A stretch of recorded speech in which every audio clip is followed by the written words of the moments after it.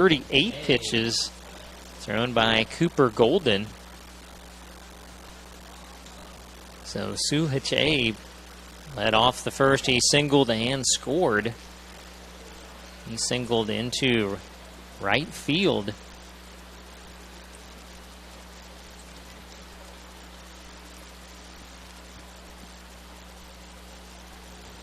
Johnson ready. And bounces one right beside the plate for ball one. Again, right around 90 degrees when we started tonight. And again, not much wind, just like last night. There was one foul tipped and caught by the catcher. It's 1-1 strike. And you're 330 down the lines, 375 to the alleys, and 390 to straightaway center. High fastball fouled back by Huche. 1 ball, 2 strikes. So Suhache, Jordy Lopez, Cole Myers coming to the plate here in the second. Oh, and a really high strike on a curveball. Shea just looks at the umpire and heads back to the dugout. So 1 down for Jordy Lopez, who also singled and scored a run in the first. And the stats don't break down. He is a switch hitter and doesn't break down what he does, and that's going to be a single into center field. He seems to be...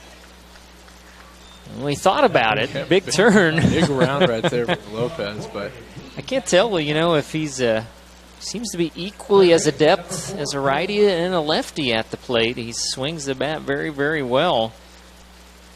And for the Rebels, that is their 5th hit. Bringing up Cole Myers, who flew out to right in the first.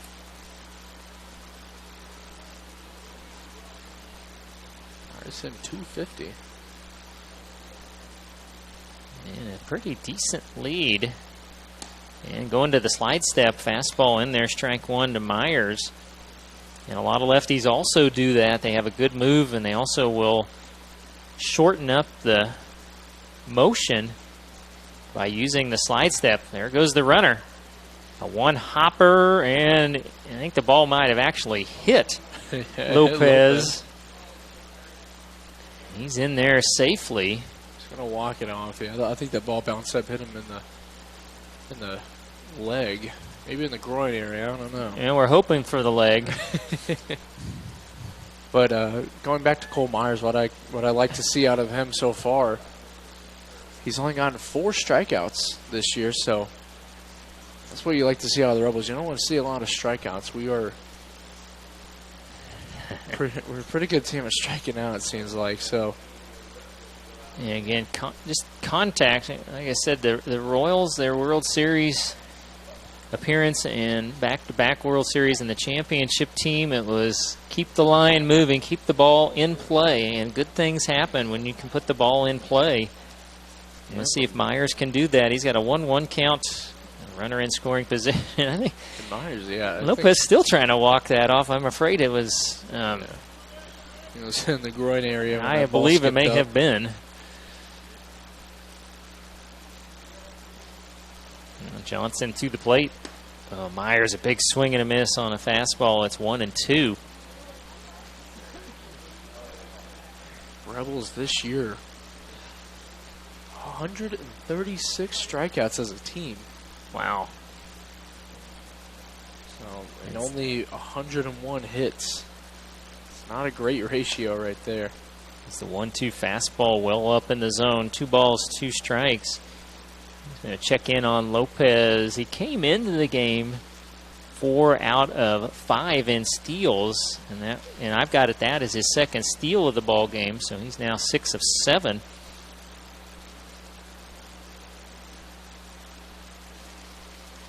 Couple of checks a second, and the 2-2. Boy, another high strike on that curveball.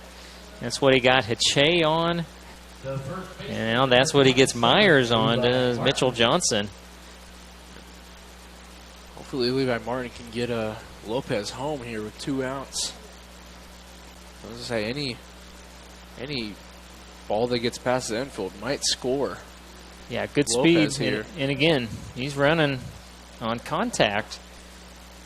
Myers reached on an error, scored in the first. Took a big cut at an inside fastball for strike one. Great idea for Levi trying to aim for that left field. The left field side has been probably the favorite for home runs this year, especially at Klein Scott Field. I don't know if we did have one on that right field side. We did have a couple center field, but right field has got no love. That time, Johnson got Martin to chase a high fastball. Now it's 0-2. And typically, you know, you got your southern breeze in the summer blowing out to left. And tonight, I think we're clamoring for a breeze out there. That is just nothing. 2-strike pitch and a little chopper foul to stay alive. So if Martin reaches, it'll then be Titan Gable. As the Rebels up 3-2, bottom of 2. And Lopez out at second. He had a 1-out single and a stolen base. There are 2 away. Outfield is probably what you would call about 3/4 depth for Levi Martin. That time he'll lay off the high fastball. 1 ball, 2 strikes.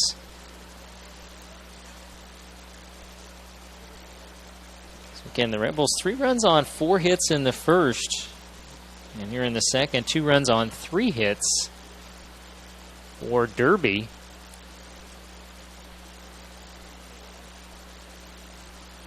Get check back from Miranda. Nope. And there it was, the entire inning. The high strike on the curveball. Johnson went to it, and he strikes out 3 in the inning. So no runs, a hit, and a man left. And tough inning right there, as we had Lopez easily at second for the entire inning, it seemed like. And great off-speed pitches right there from Johnson. Yeah, he strikes out 3 of the 4 batters, yeah. So again, our second inning completed and was sponsored by Armor Coatings of Wichita Incorporated, local leaders in industrial and commercial roofing and insulation projects. Armor makes buildings better. Visit armorcoatingswichita.com or call 316-755-9100 today. We'll take a quick break. Back for the third. This is Sluggin Rebels Baseball.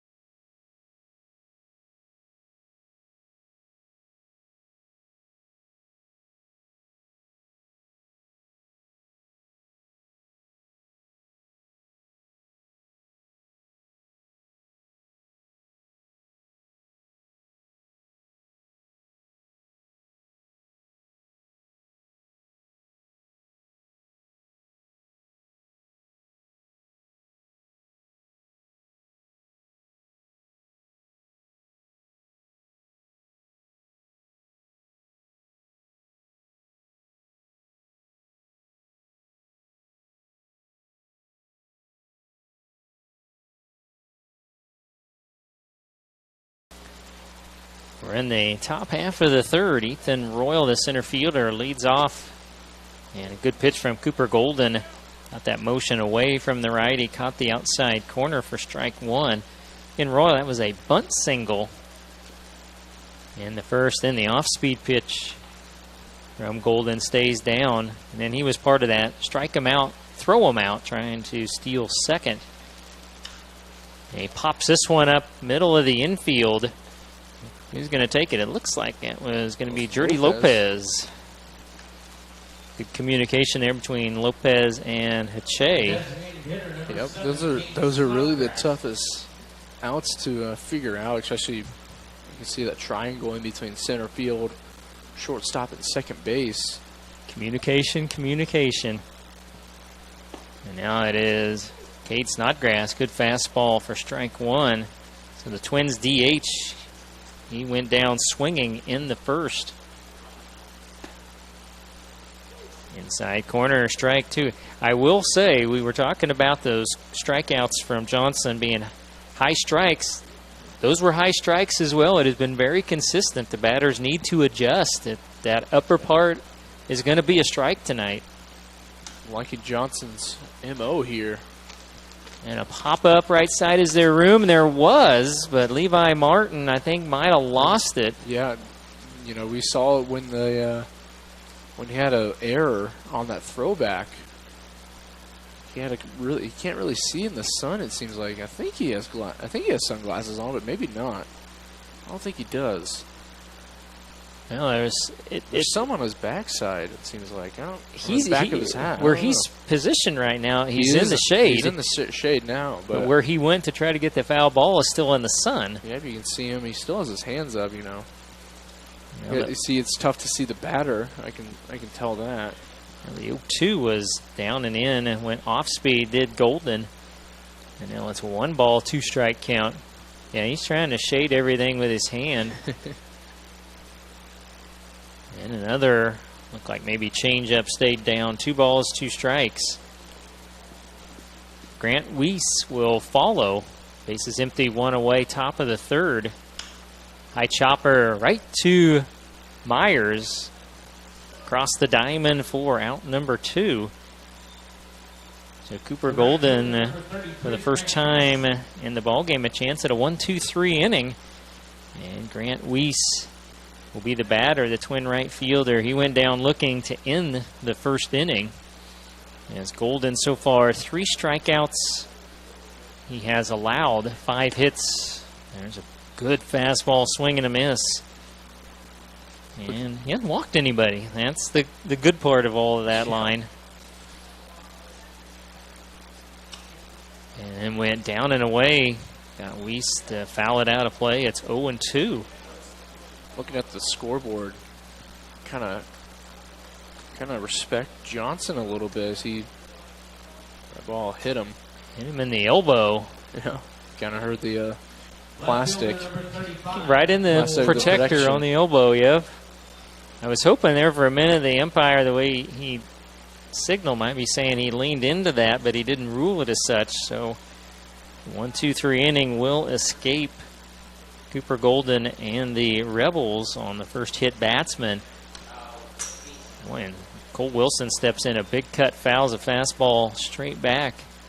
He struck out leading off the second inning. Going back to the pitch count, you know, pretty even pitch count right now. This is going to be Golden's 52nd pitch compared to Johnson. Is going to be starting the bottom of the third at 46. And again, and that pitch over the outer part of the plate fouled back. Yeah, you definitely know that Johnson, unless he has assuming Golden can get Wilson here, he's going to surpass Golden's pitch total unless he has one of those, you know, five pitch innings or something. We did have one of those, so it's not out of the ordinary. It was a good fastball missing inside to Wilson. It's 1 ball, 2 strikes.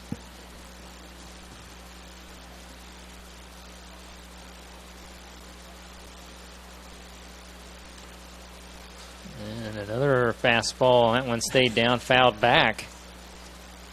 I think the umpire, he may be out of baseballs at this point.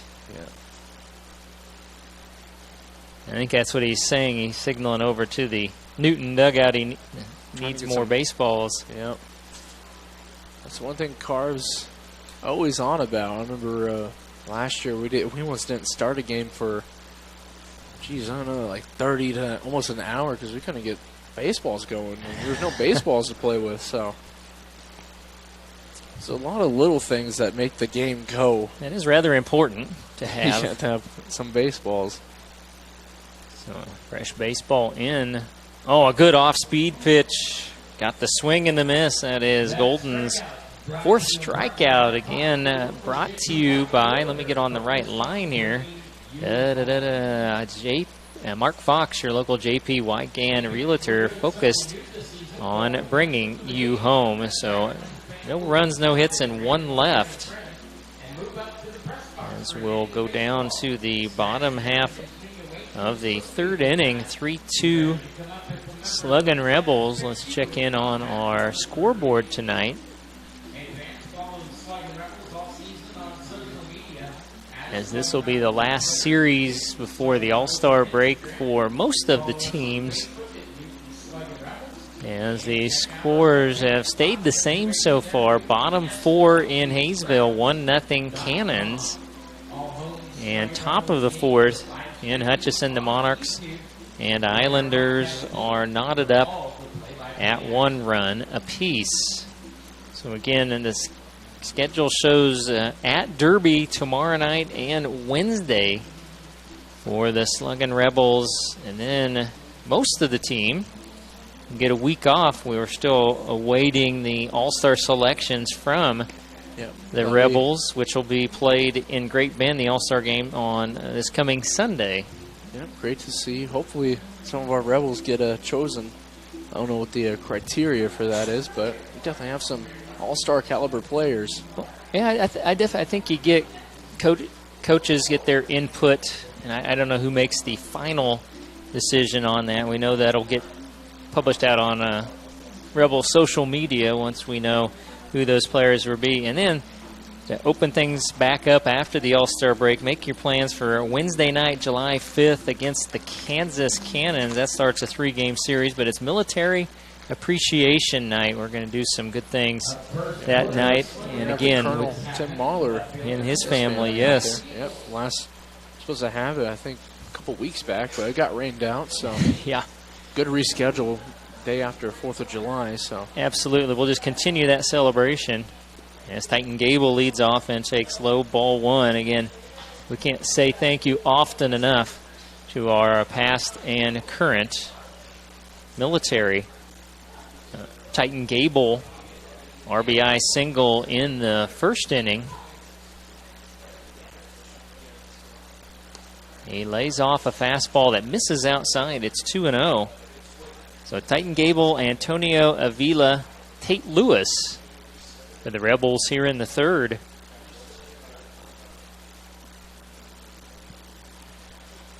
Two-0 pitch from Johnson. He brought that one in just enough, caught the corner. 2 balls, 1 strike. Looking back at that last half inning for Johnson, he had a 15-pitch inning right there, so pretty big inning. Pretty good shutout. It's a good bounce back from that first inning for Johnson. As Gable, chopper foul towards the first base dugout. 2 balls, 2 strikes. Again, Johnson, he got 3 runs on 4 hits, but he did strand 3 runners in that first inning as the Rebels left the bases loaded. He's got 4 strikeouts, so. Now he's got 5. Went off speed, a swing and a miss. And that is 4 in the last 5 batters that Johnson has struck out.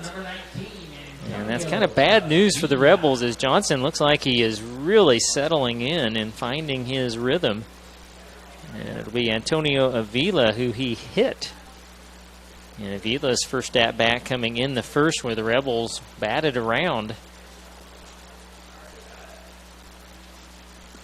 Looking at the stats once again for the Rebels, I mean, we got four players now in double digits on strikeouts, and it's just not the best hitting season. Struggling, Rebels, just to make good contact. And Avila swing and a miss on a fastball about knee high. So when we get innings like the bottom of the first, we got to roll them up. Yeah, we got to really go off that momentum. It was a curveball fouled off by Avila. It's 1-2. Sometimes teams are like that. They'll go along, not have hits for several innings, and then have a 5-run inning. That time the breaking pitch down in the dirt to Avila. 2 balls, 2 strikes. And these even counts at 2-2. These are the toughest for a hitter because you don't know. It's honestly the best for a pitcher. You got a Still got one to work with, yeah. And obviously, you're not going to get anything down the middle, so you don't know if they're going to try and sneak past a off speed or they're just going to throw it in the dirt. And there's that pitch in the lower part, not a strike. Johnson tried to get Avila right there, but a little too low. It is, and I say it has been consistent. It's a little bit higher strike zone tonight. And the payoff misses low and outside for ball 4. That's the first walk for Mitchell Johnson. That gets Avila aboard for Tate Lewis, who had an RBI single in the first. That was a big hit for Tate, as he hit it in between the second baseman and first baseman. So could have possibly scored 2 runs, but good decision by the Rebels for holding up there. Jay Avila, there's a foul. Yeah, it was foul tipped and caught, strike 1 on Tate Lewis. He's 6 of 7 in stolen bases. You don't think of it as stolen base guy when you look at him, but he's got a taller build. Especially catcher. And he's sneaky quick. And a throw back to first on a pitch that was high to Lewis. And Avila gets back in safely. Drew Wardell, the DH, is due up next for the Rebels. Bottom of the third, 3-2 Newton.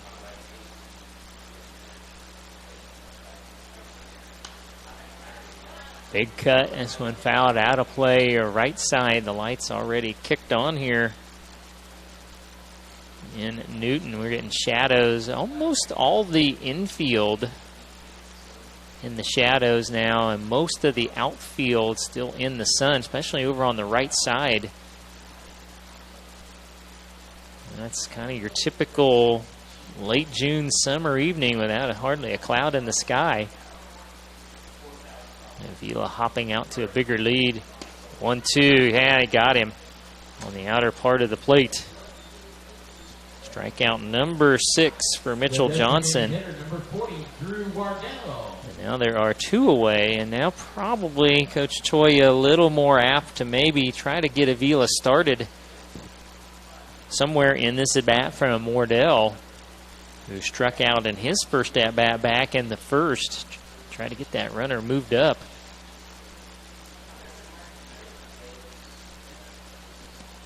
And one down and in, ball 1. Is nearly losing it was Horn.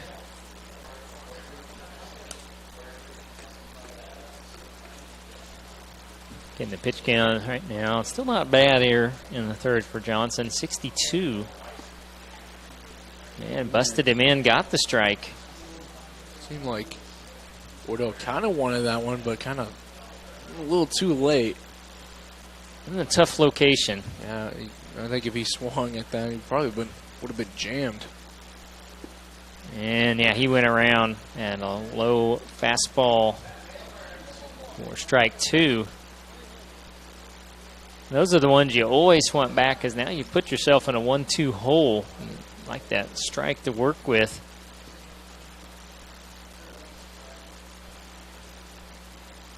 And there he went, right back to the bread and butter. The breaking pitch called strike 3. We're seeing a lot of backwards Ks for the Sluggin Rebels against Johnson right now.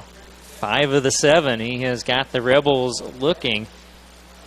So no runs, no hits, and 1 left. As that sends us to the top half of the 4th. The Rebels 3, the Twins 2. And we'll take a quick break and be back for the 4th inning here with Sluggin Rebels baseball.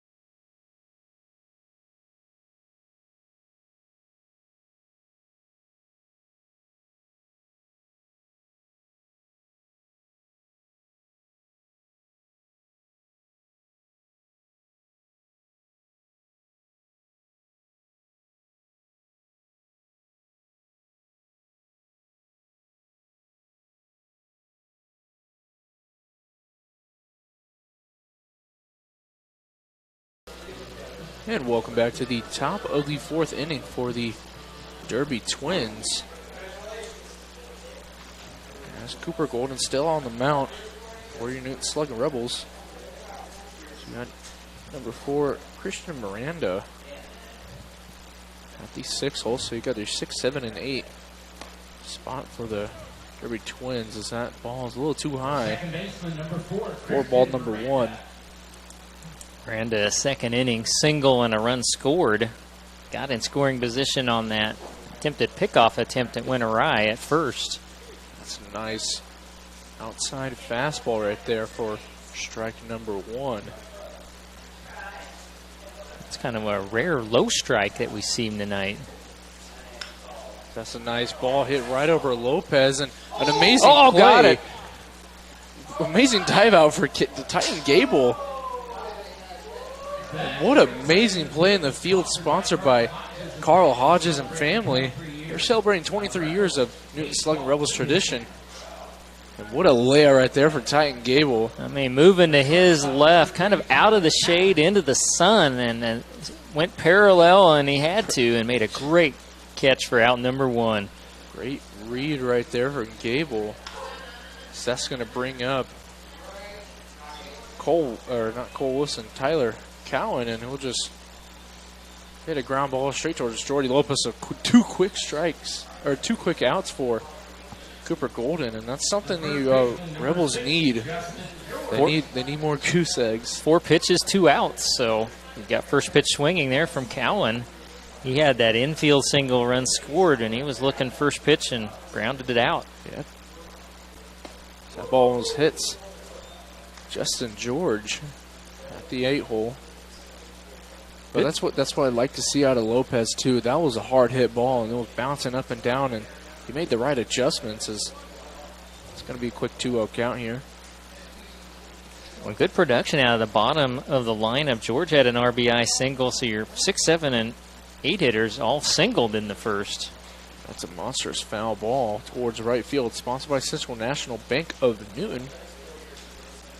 So it's going to be a 2-1 count here for George. He's playing first today.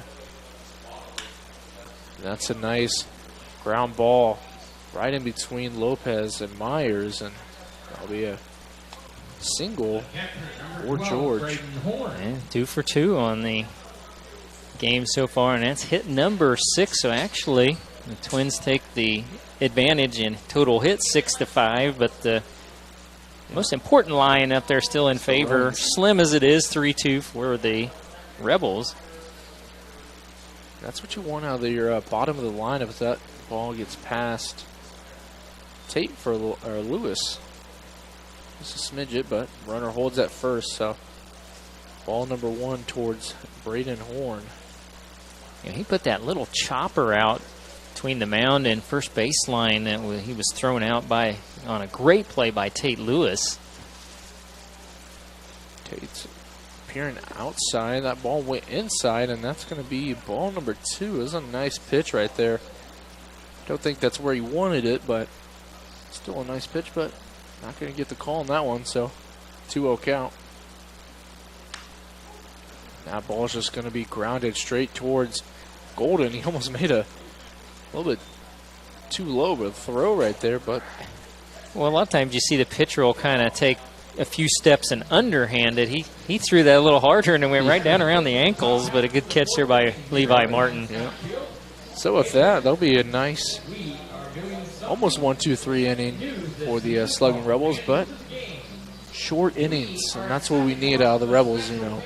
Yeah, he's one more pitch, but one more inning pitched than his counterpart Mitchell Johnson, so you're in good shape if you're Cooper Golden. So with that, we'll take a quick break as your score heading to the bottom of the 4th is still in favor of the Rebels, 3-2. With that, we'll take a quick break, and we'll be right back.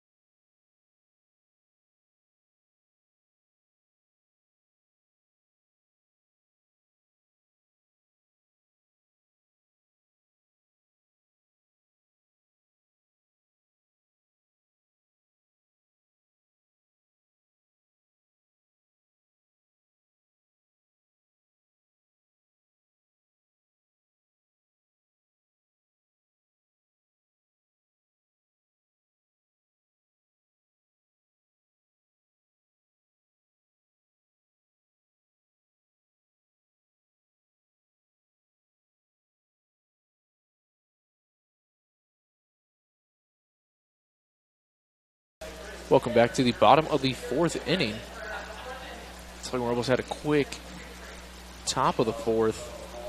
That ball's low in the dirt for ball number 1. It's going to be Will Franklin. So bottom of the order. So it's going to be your 9-1-2 for your first 3 batters.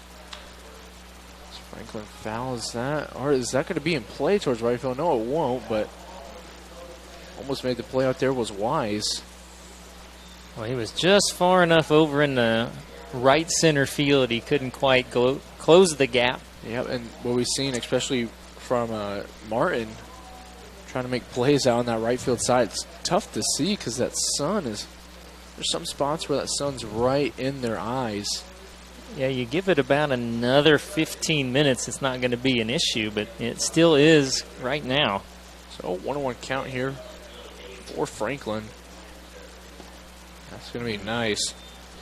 I'll tell you, this speed right there from Johnson. Impressive curveball and changeup Johnson showing after that first inning. And he's got the Rebels off balance, that's for sure. So 1-2 count.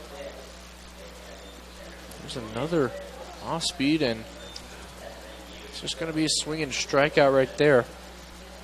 It's definitely improvement from just looking at a strikeout, but a strikeout's a strikeout. So that's a 6 strikeouts in the last 9 batters for Mitchell Johnson, and that's right. You're right through your lineup once. He strikes 6 out of 9 back to the top to Hache.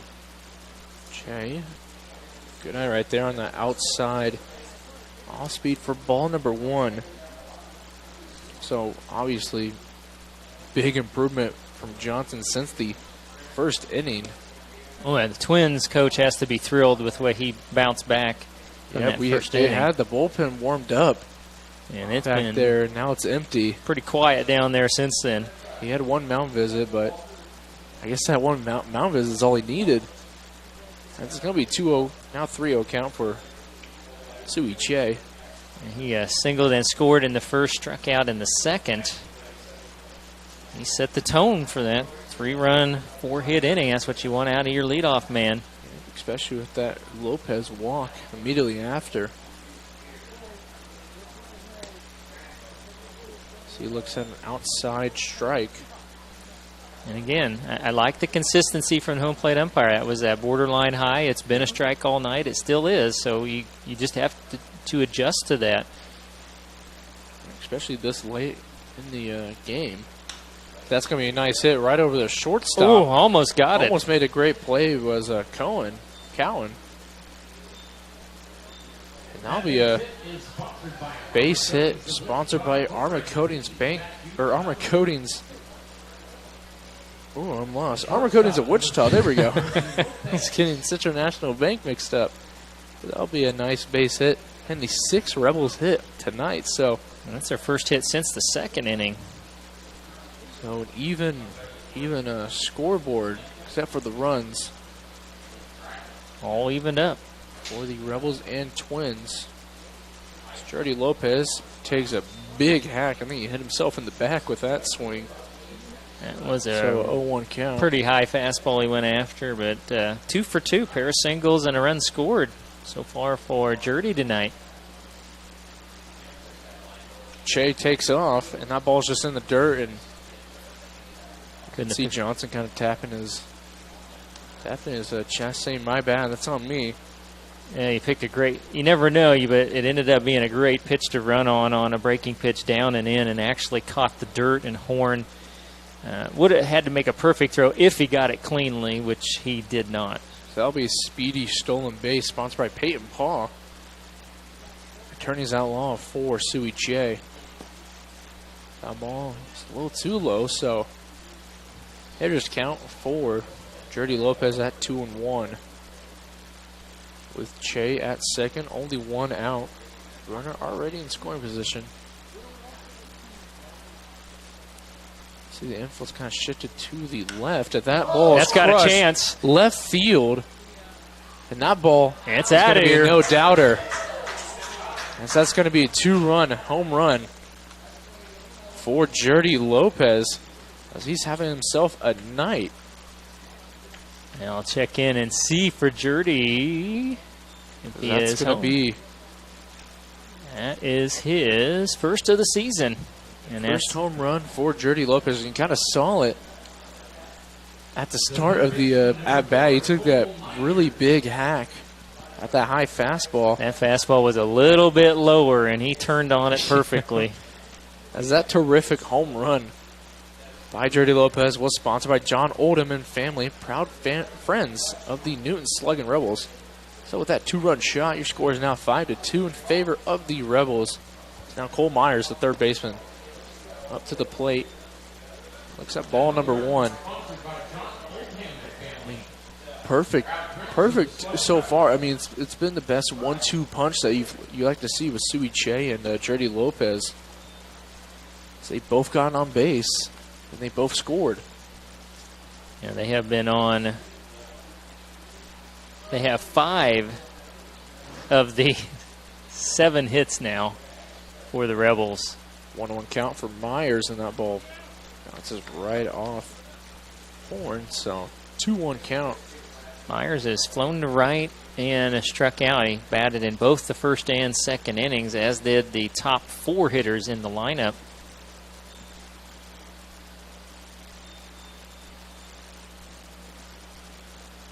So 2-1. A little low fastball, so see if Johnson can kind of readjust here. Definitely got shooken up after that monstrous home run right there from Lopez. So 3-1 count. Myers nicely hit towards the third base side, and that's just a little too fast for Pentier. Just a little too close to it, bounced right off his glove and popped up. So that'll be a single. I don't think they're going to count that as an error. That was a hard hit ball. Yeah, that one, Pentier tried to charge in on it, and it got on that in-between hop and took a wicked hop. He did get a little bit of it, but it was it ate him up pretty good. Especially when it hits that lip in between the infield and infield grass and infield dirt. So that's going to be a high ball. So it does look like they did score it a hit. So that'll be a base hit, sponsored by Armor Coatings of Wichita. That is 8 for the Sluggin Rebels. So big bottom 4th inning right here for the Rebels. So that ball is fouled towards the Twins dugout. Martin got that right off the end of the bat. Wanted to try to go to right field with it, but not able to keep it fair. You know, he reached on an error and a stolen base and a run scored in the first inning, and then he went down, as you mentioned, that backwards K in the second. 1-1 count. Myers at first. He finally gets that kind of that low strike. Haven't seen it much. It don't seem like it was right where he wanted it. Those last pitches with Myers. So now it's going to be 1-2. Catcher inside.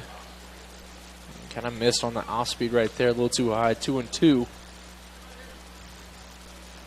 Wondering about Myers. He's 2 for 3 in stolen bases. He hasn't gotten out to a very good lead yet with the lefty out there. Even count. Runner takes off, and that's going to be a nice hit right there, but just foul. Yeah, so a little hit and run there. Just as I mentioned, his that would have stolen been the bases. Perfect hit and run. That would have probably scored Myers from first to home. He certainly would have been at third, but running on the play, he would have had a chance to score. It was the right call, definitely. It was foul, but by maybe a foot, just a little bit less. It skipped right over that base, but it was fair until that last skip.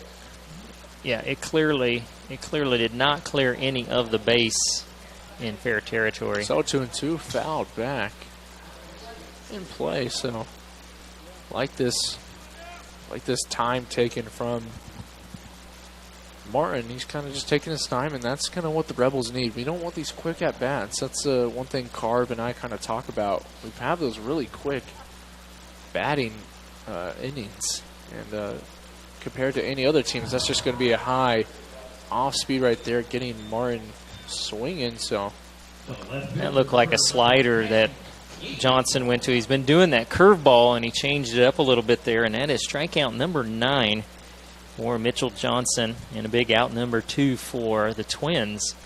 So now we got Titan Gable. Tough spot for Gable, especially this game, lefty versus lefty. It's not what you always want. He's been successful today. He had an RBI single in the first. He did strike out in the third, but I think, I'm trying to remember, I believe Gable got that little slicer over the shortstop Cowan into left center field for his hit. Yep, and that's when Cowan was really up close. Yep. Infield was all the way in. It was just a nice piece of hitting right there from Gable. So runner takes off, and he might be gunned here. And he is. It is not even close. Great pop-up from Horn right there. And that'll end the inning as Myers gets thrown out at first. I still don't mind the aggressiveness there with 2 down. See if you can get Myers in the scoring position. It was just a perfect throw from Horn. And with that, your score is now 5-2 after a monstrous home run from Jordy Lopez that brought home Sehuche. And with that, we'll head to the top of the 5th inning. And we'll be right back with the Sluggin Rebels baseball.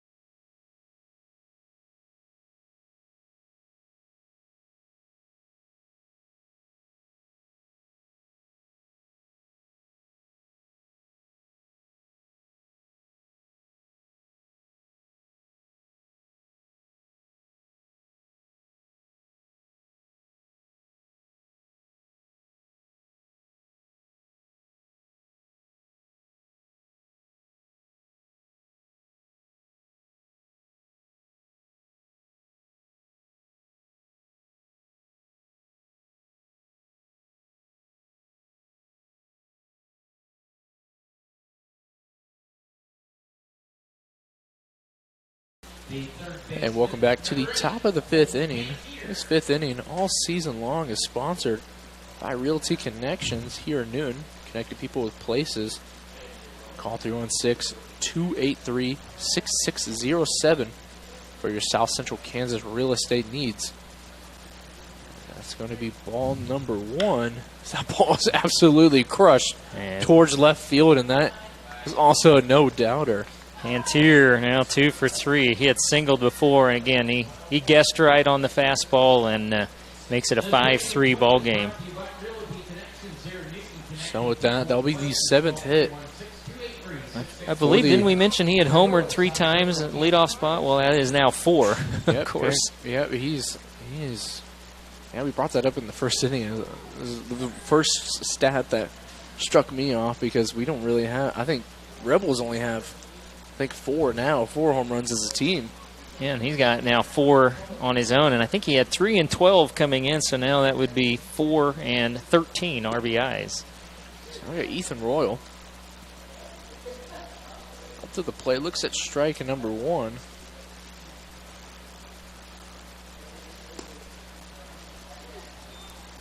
Oh, that was a nice fastball on a probably a generous outside corner, but it's pretty close. 0-2 count for Royal, and that ball kind of just a stay alive pitch right there. He's a little slow on that one, and that'll be a monster foul ball. Sponsored by Central National Bank of Newton, Money for Life member FDIC. So that's going to be a little slow ball, but Sehuche was a little bit too far to the or to his left on that play, and just get right in between him and Lopez. Yeah, Hiche was positioned well towards first base. Kind of in the middle between second and first. So just unfortunate positioning right there. Yeah, because it was Not be a fairly base hit. pretty slowly hit, but when I saw where he was positioned, You got to make a diving effort, I guess, to I was gonna say at best even get his glove on it. Yeah, going to be an infield single at best for the Rebels. Check back at first, and it's nice to have Golden. Lose a lefty, like we always said. Tough for people trying to steal first, lefty versus lefty. So that ball's low and away, low and inside for ball number 1. Went back with the breaking pitch there on the first pitch, but got it down in the zone. He's got to be careful. That was a low throw when he went over to first the first time. Another check back, and he'll be safe. Like you said, they can use that knee. They can either go straight at home or go straight to the first baseman. Well, I'm kind of seeing from Golden, it's kind of obvious. He kind of has a good read on when he's going to throw it back. He kind of really jiggles his leg, kind of kicks it out a little bit further than he would normally throwing it. So that ball's hit towards third base, and I think they're going to call that foul. As Myers fielded that. That was a smart play by Myers, fielding it out of play. Yeah, he backhanded it just on the foul side of the third base line and clearly was showing the umpire where that ball was, because there would have been nothing much to do with that except maybe a long throw to first. Long throw to the first, but you still advance the runner over. So great idea from Myers, and that's when I played third. That was kind of those are like the toughest decisions right there. Of should I either grab this ball or should I even make an effort at that point? So 2-2. But the worst case is when it's right on that line and you're going to pull back, but then it just hits that white line on the outfield. So that ball is popped up towards right field and is going to be out of play. It's Franklin. Kind of got a slow start to that one, but that ball really took off towards the right side. So, and what people need to understand, when there's a ball down a line, first or third, if it hits in fair territory, it just has to cross any part of the bag. It doesn't have to hit behind the bag fair. If it is hopped once in fair territory, it can go over. It can be hooking a lot. I have seen some of those people think, well, that was a foul ball. That was a nice hit right there, but it'll be straight towards Titan Gable out in left field. So that'll be out number 1. Runner still held up at first. Well, Snodgrass hit that on the button, but as you mentioned, it was the line right at Gable, and a much-needed first out here in the inning after the Pantier leadoff homer and the Royals single. Grant Weiss up to the plate. Runner at first, 1 out. Score is 5-3 after a home run from Pantier. That'll be fouled back for strike number 1. We struck out in the first, and he was hit by a pitch in the third inning that was right on that protective elbow guard on his left elbow. That'll be a swing and strike. So quick 0-2 count here, and love the movement from a lefty when that fastball tails away from right-handed batters. It's almost like a cutter. Yeah. You know. Almost a screwball. That's a ball nicely hit, but might get a double play, and Royal would just not easily get back, but he'll hustle his way back. So avoided the double play, but great catch from Will Franklin. Didn't have to move too much, but it was a great idea. But those are actually some tough plays, because as an outfielder and any person, your first step should always be back. Yeah, so making a quick adjustment to get in front of that ball and get back is a smart decision right there. But made a good throw in the first, but Royal just wasn't quite far enough off the bag for the double play. So Cole Wilson, 5-0. Ball's fouled towards the Twins bullpen. We have some action going on. I think it's just some tossing. Well, Wilson's had his issues with Golden. He struck out in both the second and third innings. That's half of Cooper Golden's strikeouts right there is Cole Wilson. 0-1 count. A little too high, so 1-1. Golden hasn't had a strikeout since the third. He ended that inning getting Wilson. 1-1 count, and that's a nice swing and a miss right there from Wilson. Nicely located. That went down below the knees. Would have been really difficult at best for Wilson to get a piece of. 2 outs. Looking inside, and that ball is kind of going to jam Wilson right there. And easy play for Sui Che to make the play. And now in the top of the 5th inning, as always, this 5th inning is sponsored by Realty Connections. You can always call 316-283-6607 for all your South Central Kansas real estate needs. So with that, we'll take a quick break as your score is 5-3. And with that, we'll take a quick break and we'll be right back with you with Sluggin Rebels Baseball here at Klein Scott Field.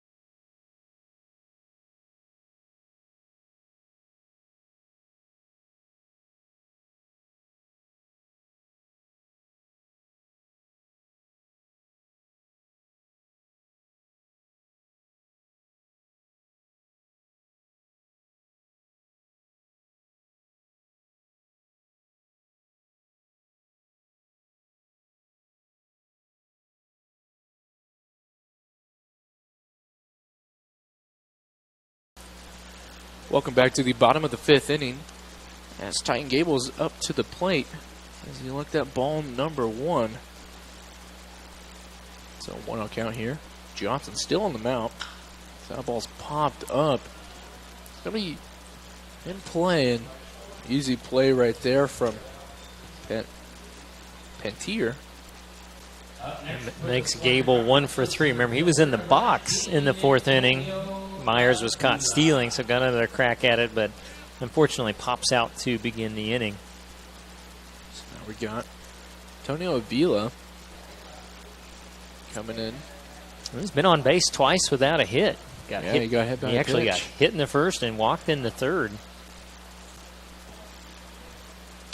And that's a nice ball, but just pulled it a little too far on the left field side, and that'll be strike number 1 on that foul ball. Got that overspin on it, and it looked pretty much right off the bat like it was going to hook into foul territory down that left field line. That's going to be a fastball missed in the high outside corner. Counts even at 1-1. 97 pitches showing on the board right now for Mitchell Johnson. He's got to be getting near the end of this start, I would think. Yeah, they got some action going on in the bullpen, but they already used one of their mound visits, so You can do one. It's just 2 in the same inning that forces you to remove a pitcher. So gotcha. Okay, I did not know that. I thought Yes. it was just 2 mound visits per pitcher, but no, it's just in the same inning. we learned something. So 3-1 count now for Avila. And this will hit the century mark for him here with this pitch. You don't see this too often. 100 pitches. So that ball's fouled back towards the cars. So full count now for Avila off of those 2 foul balls. And Johnson, school you're familiar with. He's at Cowley Community College. That makes a lot more sense on why he's being able to go out there a lot longer, as that's going to be a ball Vila. Right at his ankles, and He's worked his counts nicely tonight. 2 walks and a hit by a pitch, and that's both walks for Mitchell Johnson right there to Antonio Avila. So Avila's hitting 0 for 0. No official No at-bats official is what at-bat. you would say for Antonio Avila, but what'd he do? He got on base. And a great lead. 1 out now. And For Tate Lewis. he's going to make it, and the ball got by the first baseman. Big error, and Avila didn't notice, and he'll just jog his way to third. Saw Avila there kind of slide in at second, and finally realized that the ball got past the first baseman. So I believe you're going to have a stolen base and an error on that play to get a runner down the third into great scoring position now. If something in the air could get a run home. So with that, that'll be a stolen base sponsored by Peyton Paul, attorneys at law. So you see the infield really inside on Tate Lewis here. That ball's really inside on Tate Lewis as well. So Second time in the ball game, especially you don't see it in the early innings that often, that Derby pulls the infield in. They're going to try to come contact play. You got to be careful if you're Avila. yeah, it's been hasn't worked out too well in that inside infield. They've had some hard hit balls hit right in between second and first, and the Gable RBI right over the shortstop. And Lewis has an RBI. It was a single in the first. He's 1 for 2. See if he can get a second one here. 2-0 count. Nice swing and a miss. Just tipped it. We strike number 1. So Looked like maybe a hard slider. I don't think that was a fastball, and it got Lewis just enough out in front of it. positioned a little outside, but another ball in the dirt. Johnson. He did come back fastball there, but now Lewis can maybe set on a fastball here on a 3-1 count. I saw some pitchers move in and out of the dugout, so yeah, they've got to be working now. Maybe after this bat we'll get some movement going on in the bullpen, as that's a nice inside strike, and Tate Lewis put his bat down thinking that's going to be ball 4, but a lot better response than most other people. A lot of people throw their bats towards the dugout, and Tate just dropped his. So got it inside corner there. They're going back a little outside, 3-2 full count, and that ball's going to be in the dirt. Avila thinking that ball just didn't get away far enough, and we are going to have a mound visit. I got a feeling that they'll make a change here. That's back-to-back walks, and he'd only had 1 walk, did Johnson, coming into the inning, and now back-to-back, and that's usually a sign. Yep, and you saw you're getting tired. Yep, you saw from the coach of the Derby Twins, he kind of waved his arm over, telling the bullpen pitcher to come on in, as Johnson's going to get relieved, but not just yet, as Avila and Tate Lewis are still on the base pass, so it's not officially the end for Johnson. For his line, it's his end, but they are going to be his responsibility. And we'll get you the new pitcher here in a moment. Yep, and so far, Johnson pitched 4 1/3 inning, gave up 8 hits, 5 runs, 4 of those earned, potential 2.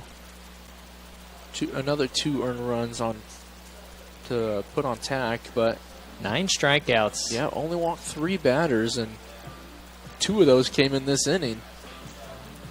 So once we can get a number, we'll tell you the new pitcher. Quick look at our scoreboard tonight. Bottom of the 6th, Cannons 1, Aviators nothing, and top of the 6th, in Hutchison, Monarchs and Islanders knotted up at 1. All right, finally saw a number there. That is Baron Lynch, a righty out of Wichita and currently at Neosho Community College. And I'll pull his numbers up here shortly.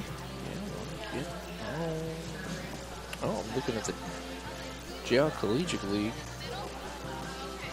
We'll see if he's pitched this summer. We'll get back to our Derby stats. Get you stats sometime soon. I'm getting lost. navigating point streak right now. And there we go. All right, Baron Lynch. 9 1/3 innings so far. This is his 6th appearance. He has allowed 5 runs, 4 of them earned, 6 strikeouts versus 5 walks. So you go from lefty to righty, which a lot of managers like to do. A little different motion, give something the batters haven't seen yet, and that's going to try to throw off the Rebels.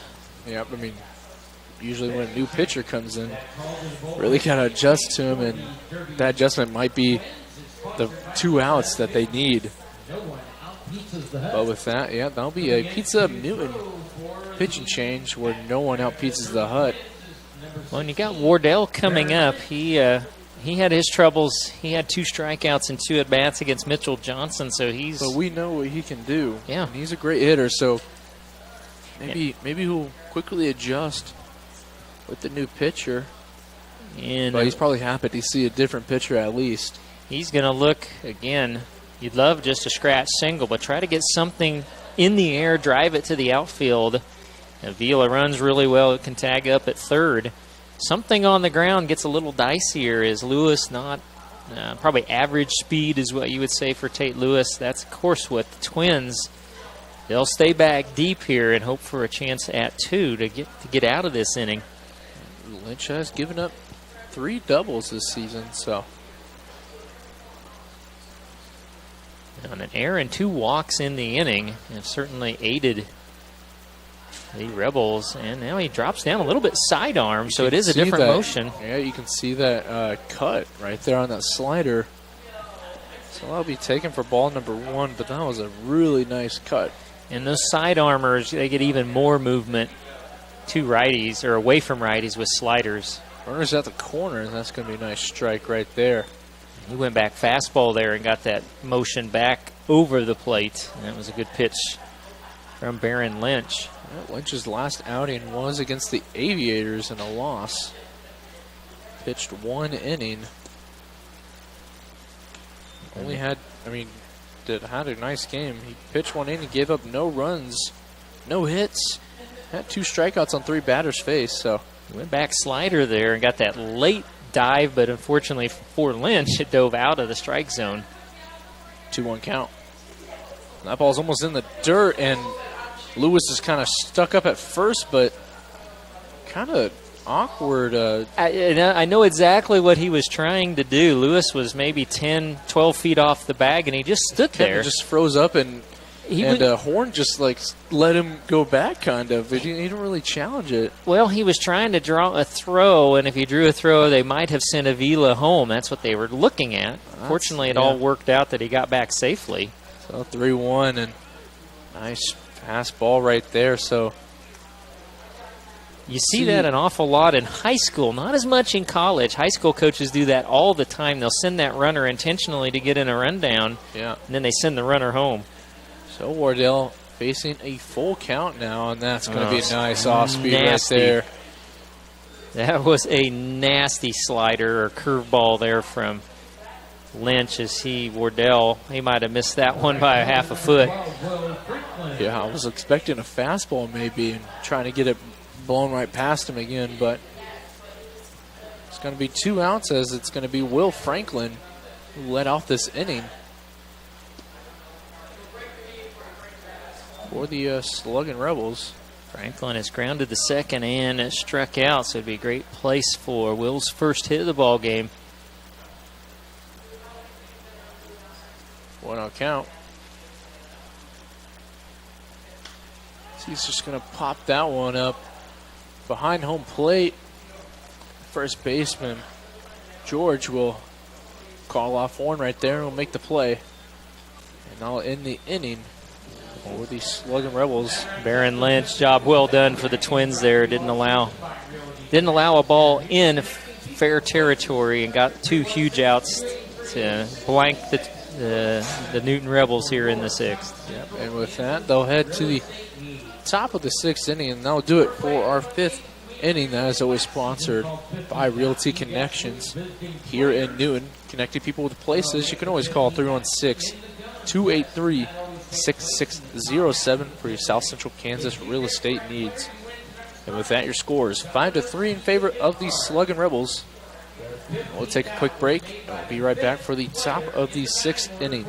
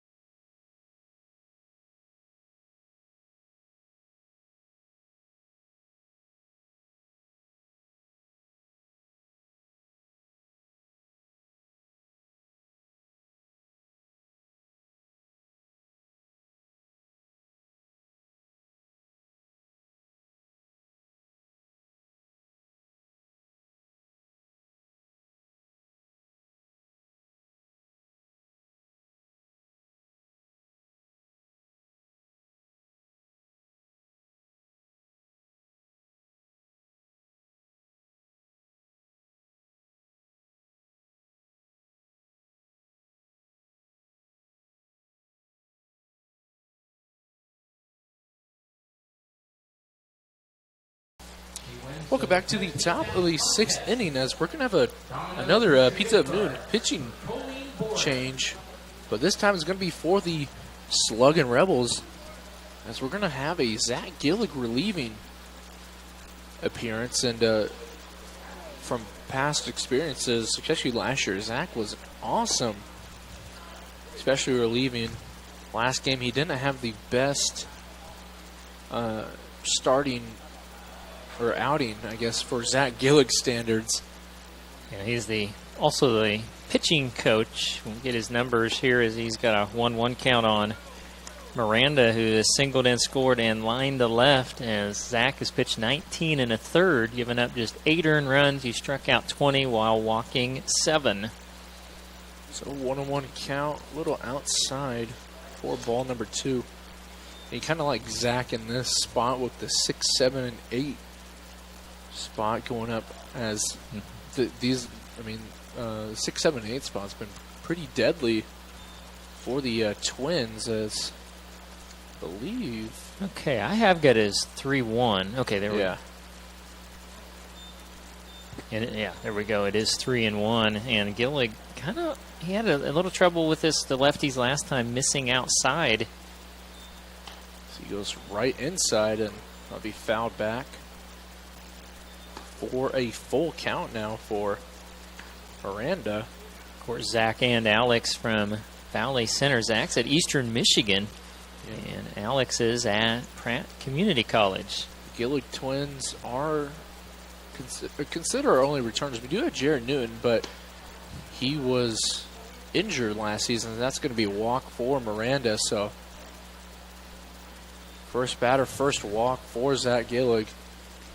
That's something he hadn't done much, and he walked, I believe, three or four in his last outing, and then starts here with one. That 3 or 4 walks, it counted for half his walks coming into that game. I think he had 17 and 4 going in that game, so he struck out 3 and walked 3 in his last outing.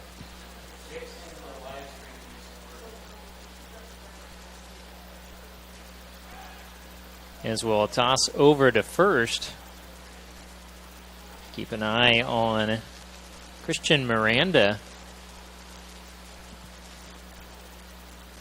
So clean count for Cohen. He shows bunt. Nice. A little too fast right there. And he'll do his job and move Miranda over at second, but still great reaction right there from Myers. Cowan, that's still well done. That's a really nice sacrifice bunt, made sure where he put it, the only play would be on him at first, and gets Miranda into scoring positions. Callan now won. That sacrifice won't count. He's 1 for 2, had an infield single, and a run scored before that at bat. So Miranda at second after that sacrifice bunt. That's going to be missed off speed on the outside zone right there for Justin George. Well, he's 2 for 2. Pair of singles. He's driven in a run. Zach Gillig coming in to try and stop him. As it's going to be a righty-righty advantage for Gillig. That's a nice inside fastball right there. Kind of pulled into it. So. Well, and then, George laid off it, thought it was high. That has not been called high all night. That has been a strike for both teams. 1-1. That ball's going to be lifted towards left field, but a little too high, and Gable's there to make the play. So Gable, a couple innings back, had that amazing diving catch. That may be one of the easier outs he gets to make this year. He moved about maybe 4 feet to his left to make that catch. Yep, compared to where he kind of had you kind of see how far he is from Jordy Lopez. He kind of had to make a run and dive that far over there, and he made the play. So, but now we're at 2 outs. Runner at second. It's Braden Horn at the bottom of the order. He's up to the plate.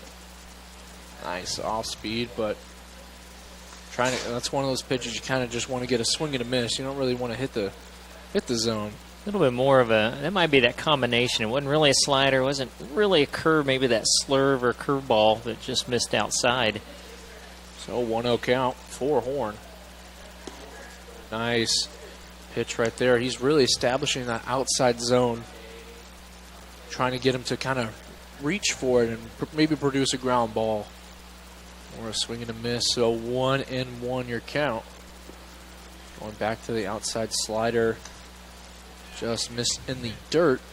He's looked really comfortable against the righties. He didn't look as comfortable, the leadoff batter and the lefty Miranda, where he consistently missed outside, but we'll see how that plays out when the lefties come back up. Long look at second. So that's a nice inside pitch, but kind of missed at the, it was a little too low. Apparently I think it was maybe just off the inner part of the plate too. Still was a good pitch, but now he's falling behind Horn 3-1. Challenge pitch, as that's going to be an inside pitch, and that was a little close right there, but they're going to count that as a walk. It's the second of the inning for Gilligan. Now the big issue is Pantier comes up and he hit a monster home run. Of course, that was off of Golden, but he is 2 for 3 with a single at home run. Of course, an RBI and a run scored. Fortunately for the Rebels, nobody was on base. So go ahead run at the plate right now, and Pantier, he swings and misses on that nice off speed once again, hitting that outside corner. And that was a well-placed slider there from Gilly, kept it down and away. 1-0 count. Lewis showing a little outside. That's going to be a ball in the dirt, so even count at 1-1. So a little scary position right now for Gillig, as Pantier did hit that home run, but nice. It's really getting Pantier on the outside slider. Big swinging, 2 straight swing and misses. Yeah, he came back with a really good, maybe curveball there. So maybe we'll see an inside pitch right here. They're going to show outside. It's going to get Pantier kind of off balance right there. So he came back with the same pitch. He spotted it lower, but that was, of course, a 2-strike defensive swing from Pantier just to... Seemed like Pantier maybe was thinking something different. Maybe an inside pitch like we were saying. But, if it isn't broke, go right to it. So I think there's something maybe different coming up. They're going through the signals a little bit more here with Tate Lewis. They're still not ready. Maybe get a step off. Yeah. We're going to call time. I credit Holden Pantier there. He waited and waited and waited before he asked for time. You see a normal A high school game, there would have been time about 10 seconds before they granted time there. So big out right here. As it's going to be 1-2 count for Pantier. Still showing outside. That ball's in the dirt and he gets away, and that's just going to be a wild pitch for Zach Gillig. As runners now advance, so both are in scoring position. Boy, no, with 2 outs. now a base hit here would score possibly 2 instead of just 1. Those are those little things, the pass balls, the wild pitches, things like that that can hurt you. We'll see if Zach Gillig can come up with a big 2-2 pitch and get out of this. Still showing outside, and there's a nice swing and a miss from Pantier, and Lewis is there to try and make the smart throw, and almost kind of messed up on that one, but great dig right there from Martin at first base, and now in the inning. He came back with that slider again when he really needed it. He threw a good one. So with that, that'll bring up the bottom of the 6th inning. This now is a strikeout sponsored by Mark Fox, your local JP Weingate Realtor. Focus on bringing you home. But with that, that'll be the bottom of the 6th inning. And we'll be right back for the home half of the 6th inning for your Newton Sluggin Rebels.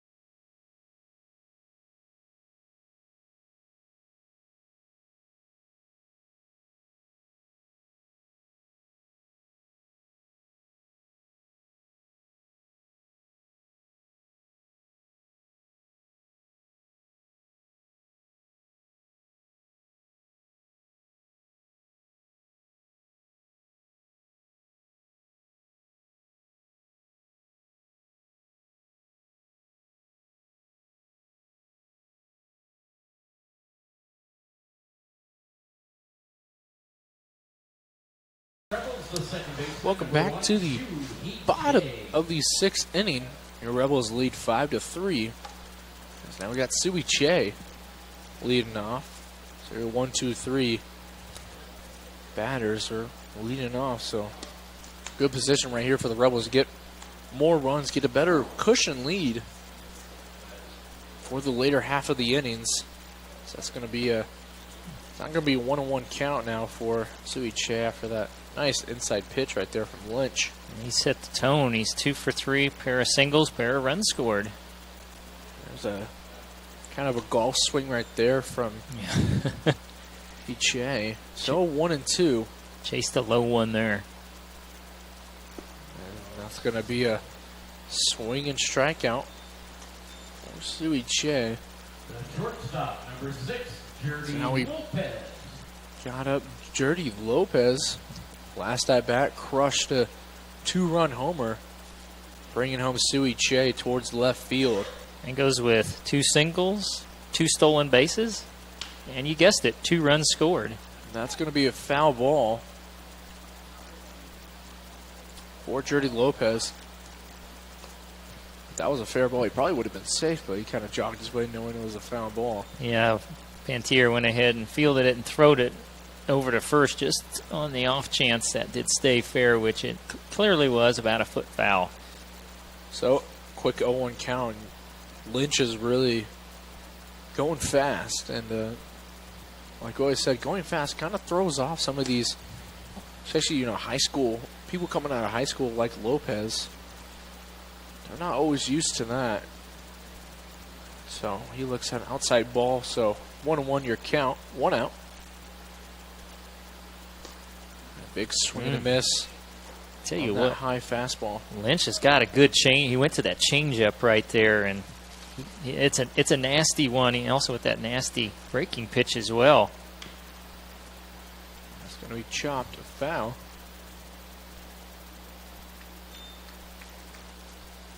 So Lynch, this is going to be his 4th batter faced, but he has 2 strikeouts already. So 1-2. Good look right there from Lopez. Lynch going back to that changeup. He's mixing up his pitches nicely.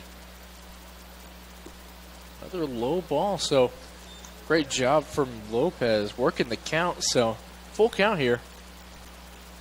You definitely probably see Lynch challenge maybe a fastball right here, as he'll just kind of mislocate an outside fastball right there. So that'll be a walk for Jordy Lopez.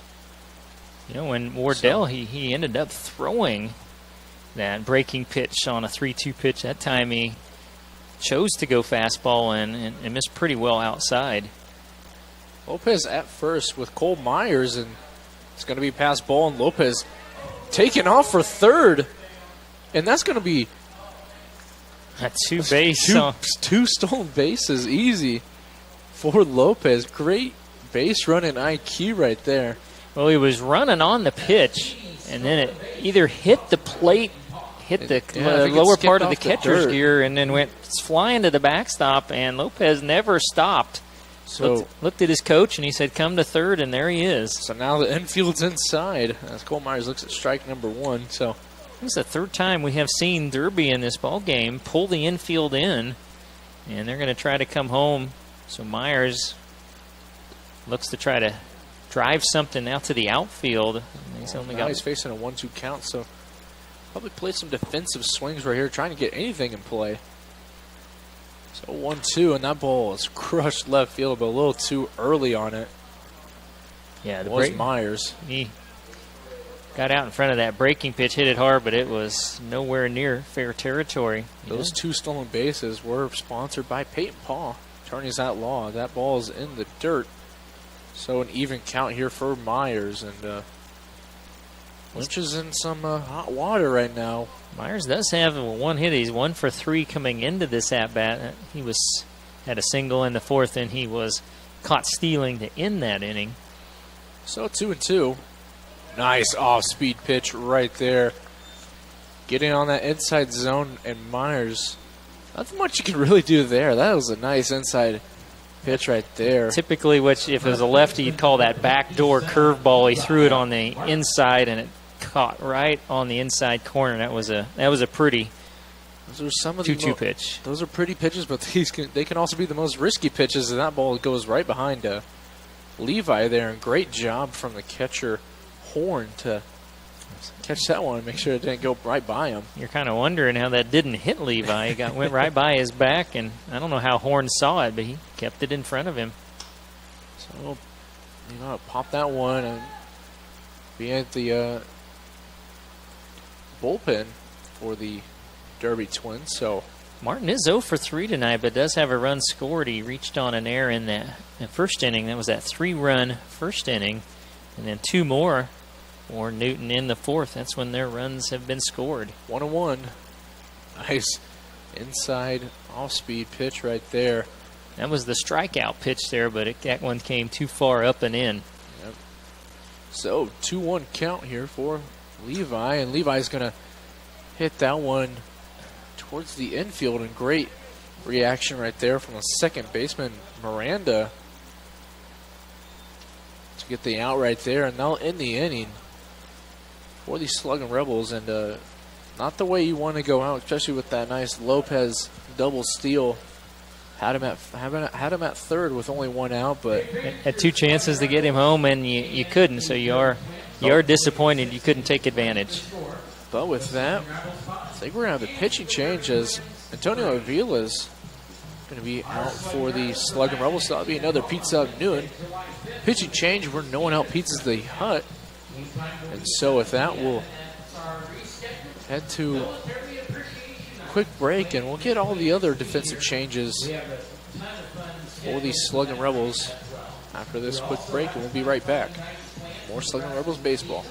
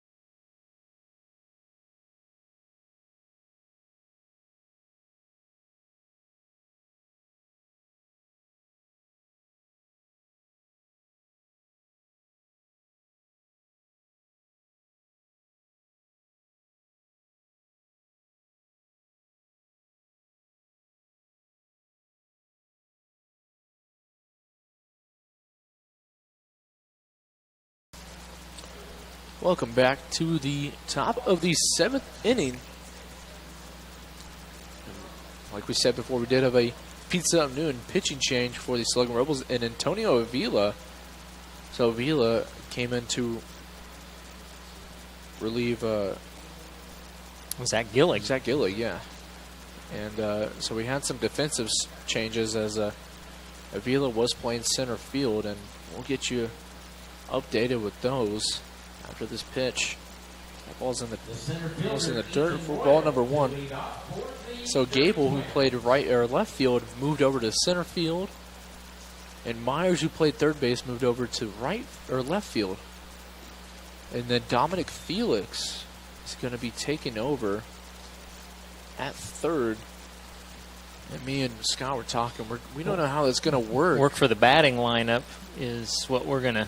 Because Drew Wardell's the DH. Unless Felix goes into the spot where Avila was, and Avila no longer batting. That's a possibility.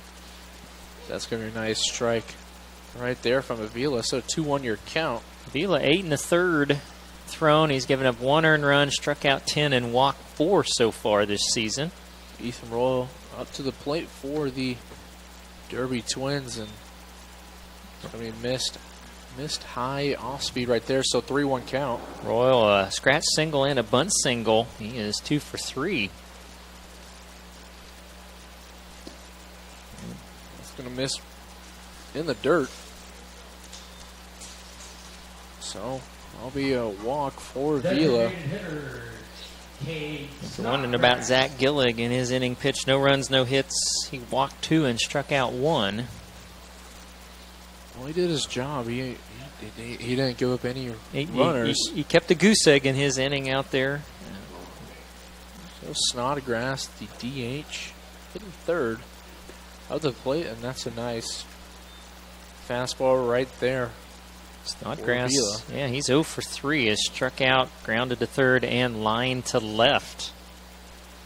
0-1 count. You see Avila kind of missing with that high off speed. He's not getting it low enough to hit that. He's got a good slider. And so far, he has kept it above the belt, out of the strike zone. So that's a nice fastball right there, getting right past Snodgrass. So 1-2 count, no outs, runner at first for Avila. Boy, the hit's still even at 8 in the ball game. 1-2. That's a nice strikeout right there. He went sponsored great by time. Mark Fox, your local JP Weingate realtor. And that's a great, like you were about to say, that was great off speed. Yeah, he went to the changeup there on 1-2, and Snodgrass was out on that front foot reaching for it. Yeah, especially if you haven't seen him. He didn't throw the changeup at all, so not until definitely going to throw you off. So 1 out. Runner takes off from first, and Lewis kind of gets a 1 skip. Didn't quite get it there, but so he chased there to make sure the ball doesn't get past him. So that one was stolen on Avila. That was a fantastic jump that Royal got, and there was really even a perfect throw from Lewis is not going to get him. So now runner in scoring position with 1 out for Weiss. Now it's going to be even at 1-1. Weiss is 0 for 2. He has struck out, been hit by a pitch, and he's lined out to right field.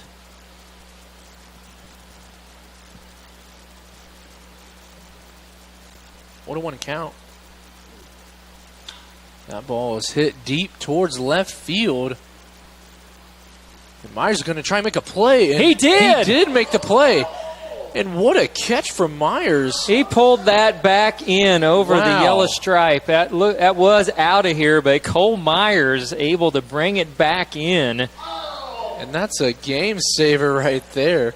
So that would have tied the game up. Yeah, it looked like off the bat it was going to be a 5-5 game.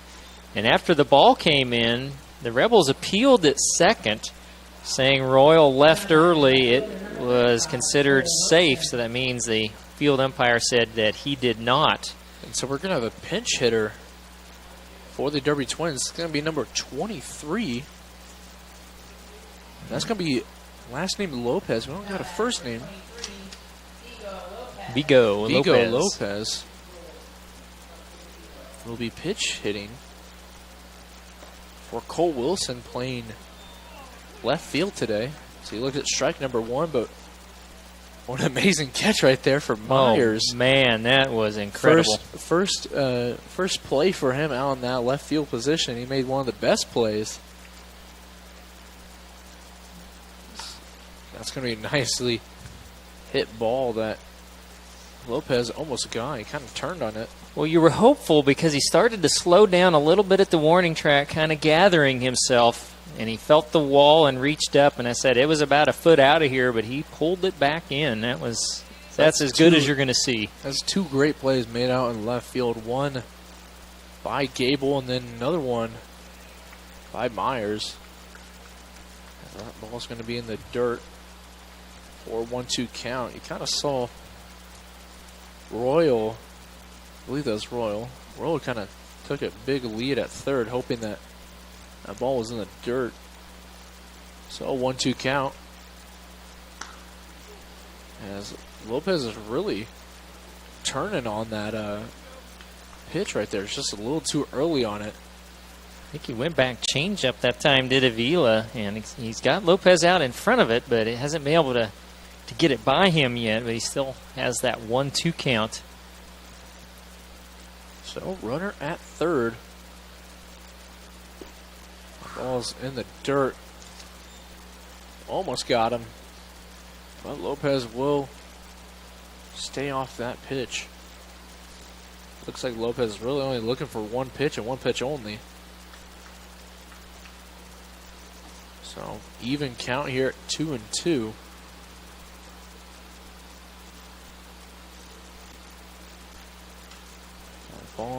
Ball is fouled back towards the left field side now, so now you can see it kind of was a little late on that one.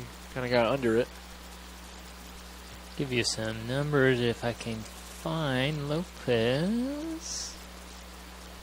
227 hitter, does have a double, has driven in 3, and has also homered once. Good sub, it seems like, for the Derby Twins, looking to try and tie this game up. As we're going to, Lopez called time. I think he was conferring on what the count was. So 2-2, and that ball is hit deep towards right field, but I don't know if there's enough time, and I'll just drop right in front of Franklin, and that'll be a double and an RBI for Vigo Lopez. So makes it a 1-run game, and again, Franklin was not playing very deep, and Lopez got all of that swing, and he now represents the tying run out at second. after that RBI double. So now we got Cole Wilson. Actually, or Christian Miranda up to the plate. Vigo at second. 2 outs. Ball's a little too high right there for ball number 1. Feel a little frustrated after that pitch. You kind of see him. He knows that one is escaping him up in the zone, and right now he's just trying to find a way to bring it down. 1-0 count. A little too low of a fastball. Miranda 1 for 2 with a single and a walk and a run scored. Yeah, but you don't want Avila to get flustered, especially at this point in the game with the go-ahead run at second, or the tying run at second, go-ahead run at the plate. So you want to try and keep his composure down. See if you can kind of settle in here, make a good pitch. Just limit this to a 1-run inning and take the lead into the 7th inning stretch. So 2-1 count. So that's fouled off. Miranda tried to kind of turn on it, and it fouled off his foot, it seemed like. So yeah, Avila again went back to the off speed to get strike 2 to make it a 2-2 count. It'd be a very interesting pitch call here. The catchers have great flexibility. They very rarely get a call from the head coach on what to throw. So 2-2 count. Runner takes off, and that ball's gonna hit Lopez right on the knee. It drilled him, and that is just it's gonna be a stolen base right there for Lopez. There was no contest really. And from Felix out of third. Probably a bit fortunate there for Newton. You never know. That could hit him and go into foul territory where he could have scored, and it just kind of hit him and just kind of deadened right behind him. Yep, so full count now. Runner at third. That ball is going to get chopped. Let's see if Suey Che can make the play right here, and he won't be able to. That's a tough play right there. That'll be an infield RBI single. There was really no chance for Huche. No, that was a tough play to make. So now we got a tied ball game. So number 3, Tyler. So tied ball game at 5. You got 10 hits for the Derby Twins compared to the Rebels 8. So now we got Tyler Cohen up to the plate. Nice fastball right there from Avila, trying to, like this approach, just really trying to establish, get out in front of the count with that nice fastball. So 0-1. Gonna make it 0-2 with a nice inside pitch. So Cowan had an infield single and a run scored in the second. Grounded to short in the fourth, and he had a really pretty sacrifice bunt in the 6th inning. 0-2 count. Tried to get him swinging on that same pitch, but Cohen kind of learned from that last swing to maybe lay off those. Still a well-placed changeup there on 0-2. So now it's 1-2. Runner takes off from first. Try and get a throw, and Tate is, you can see right there, he's kind of tired on that throw. Again, it was another really good jump from Miranda, and then it was again on an off-speed pitch, so it was tough to make those throws, but yeah. So that's the go-ahead run now at second. Not a good spot right here for Avila. That ball is turned on a little too early, but no foul ball. Count will not change at 2-2. You may need to go something you haven't thrown here in a couple of batters, because Cowan was, as you mentioned, right on that, just in front of it a little bit. And a good change of pace. They went fastball there. Almost gotten jammed up there, but was right under it. Fouled it off. Still 2-2. Go ahead run at second. Top of the 7th.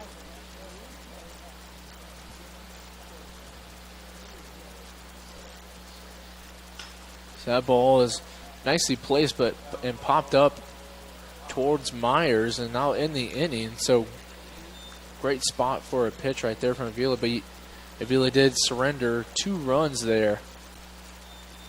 As now we have a tied ball game at 5 apiece as we head to the bottom of the 7th inning. And with that, we'll take a quick break, and we'll be right back with more Sluggin Rebels baseball here at Klein Scott Field.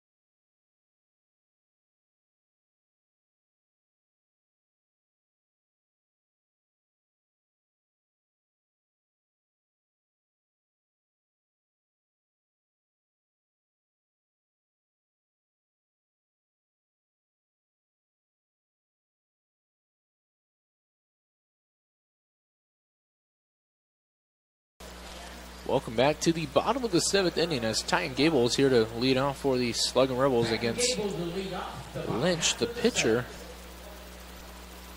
Me and Scott were talking how as that ball is going to be popped up towards the right field side, and the right fielder, that was Wise out there, Weiss, make the play for out number 1.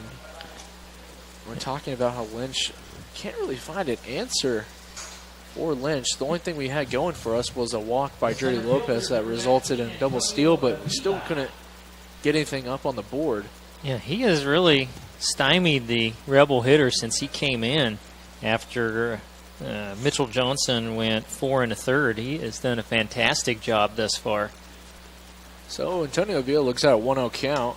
That ball's popped up once again. This time in the infield, and Miranda's there to make the play. Made it seem like a little tough. Probably almost lost in the lights. So quick, 2 outs for the Rebels.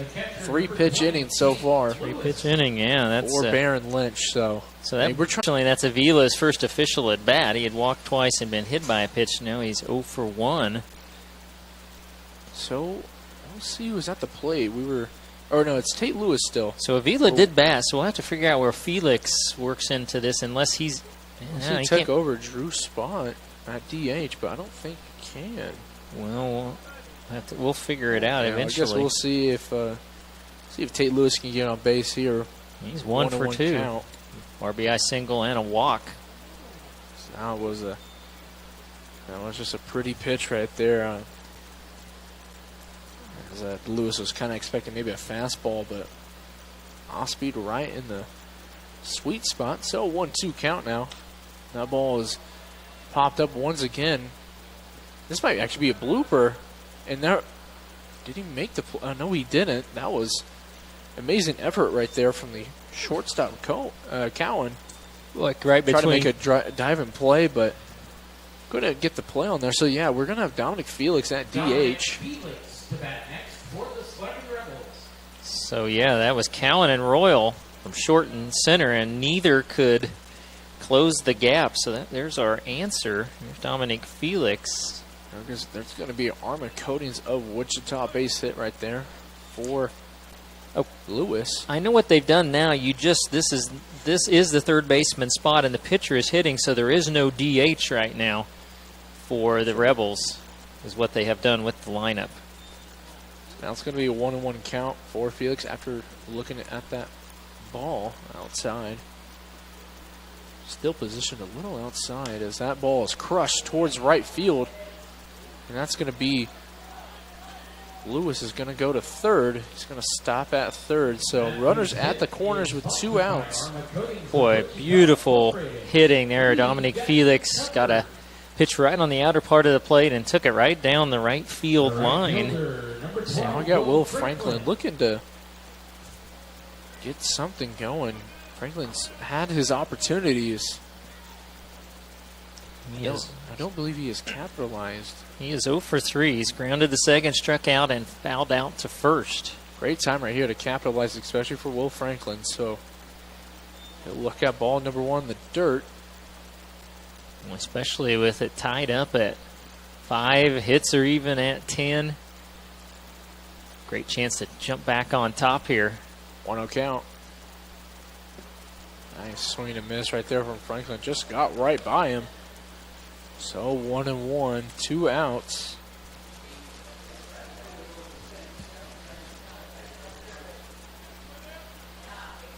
Lynch is from Neosho. He's from Wichita, but he's playing at Neosho Community College. 2-1 count now for Franklin. Fastball just missing. Thought for a second the umpire might give him the nod, but he didn't. The ball's in the dirt. Great job behind the plate from Horn. Well, you'd love to see Hache get a chance in the inning. He's been swinging a good bat, 2 for 4 in the game. He would be due up next. 3-1 count now. See what Franklin goes here. We're looking right on the inside. That's going to be outside. Slider, and that's going to lead to bases loaded, and they might have a mound visit. We got the coach standing. He's part of the way out there. Yeah, he's going to ask for time. There's going to be a mound visit for Baron Lynch. We said at the start of the inning we couldn't really find that answer to Baron Lynch, and Felix kind of showed up with that big hit towards right field after 2 walks now. Well, it looked like he was going to induce 3 pop-outs. You know, Yeah. he got first pitch, Gable popped out, Avila popped out on a 1-0 pitch, and then Lewis popped one in the left center field. It just It was right in the sweet spot between fell between Cowan and Royal, and then Felix, first at-bat of the night, right down the right field line, and you get a walk. But now I see some stretching going on in the bullpen for the Derby Twins. So we're kind of hoping Lynch can get out of this one before disaster strikes. Hache's first at bat against Lynch was he was really off balance. See if he can bounce back here. He's 2 for 4 with a pair of singles. And look at strike number 1 on that off speed. 0-1. The ball's away, so even count now. So we got Tate Lewis at third, Dominic Felix at second. So that ball is hit deep towards center field, but not deep enough, and it looked good. Yeah, we heard it in the background. It looked good off the bat, but I don't know that Royal moved more than a step. I mean, it just went right to him in center field. Died. And the second time in the ball game, the Rebels are going to leave the bases loaded. So with that, we head to the top of the 8th inning. That is sponsored by Charleston Insurance Company. We'll get you more information on them after this quick break. As the Sluggin Rebels are tied with the Derby Twins at 5-5. We'll see if we also get another Pease Avenue and pitching change sometime soon. And we'll see after this quick break. We'll be right back.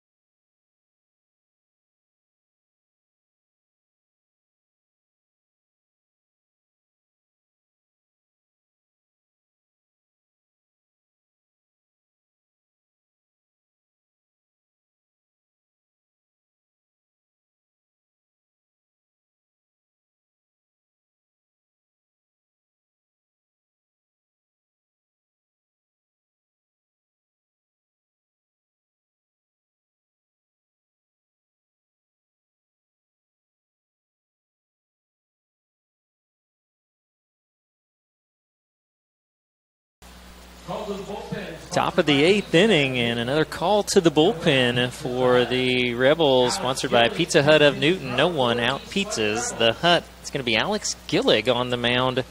We'll work through his numbers as he'll pitch to Justin George to start off, who is 2 for 3. Got those numbers for you. Oh, what a nice in-between scoop by Lopez at short on a little liner, and he throws out George. That's what I'm talking about with Lopez. You like to have him out there. He's very quick to make those quick adjustments out in those fields. And that great play in the field, sponsored by Carl Hodges and family, celebrating 23 years of Rebels baseball tradition. So that makes George 2 for 4. And now Braden Horn 0 for 2 with a walk will step in. And a hard breaking pitch misses high for ball 1. So for Gillig, he has 5 appearances. He's given up. Good fastball there for strike 1. 18 runs given up for Alex Gillig. 12 of those earned. He's got 10 walks and 6 strikeouts. And only 8.2 innings.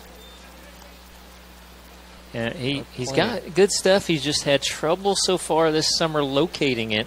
Yeah, he had a great outing for relieving the, I believe it was against the Aviators, where he pitched 2 innings, only gave up 2 runs on 3 hits, walked 1 and struck out 1 on 9 batters faced. 2 good fastballs for strikes, and there's a chopper to third. That is a fair ball, fielded, and a throw, and a nice dig by Martin from Dominique Felix for out number 2. Again, we talked about that. It bounced fair and went right over the bag, but Felix was right there, and he gets good play by his running mate at first, Levi Martin. You saw a lot. There's been a lot of low throws at first, and Levi's there to really scoop it or pick up the low pitch as Alex Gillig loses his hat for the first time tonight. That's a common sight to see. Very common sight, as now he'll pitch to Holden Pantier, the leadoff man, who is 2 for 4. He singled in the first and then hit a big solo homer, his 4th of the summer.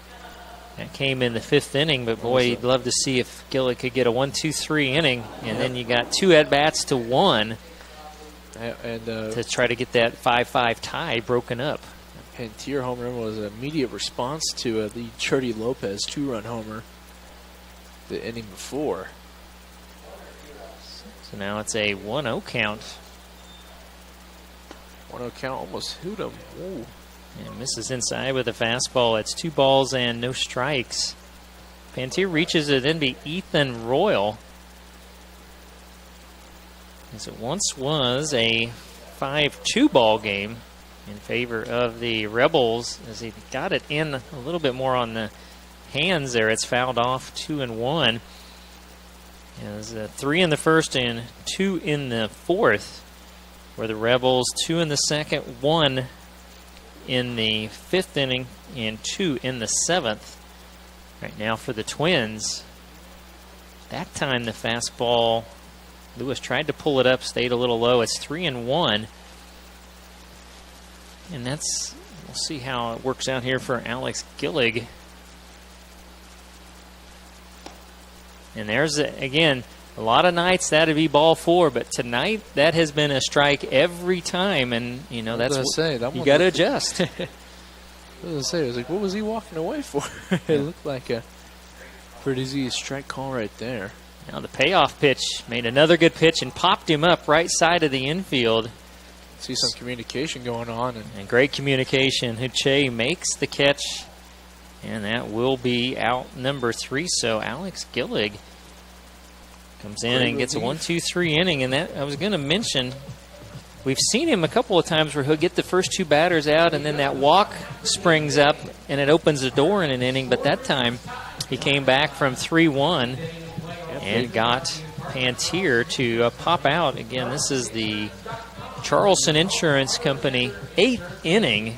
You can visit www.charlestoninsurance.com for your home, auto, and other insurance. 2, 3, and 4 hitters, Jordy Lopez, Cole Myers, and Levi Martin coming up. But we're going to check the scoreboard here. We did have some low-scoring games. Forget I said that earlier.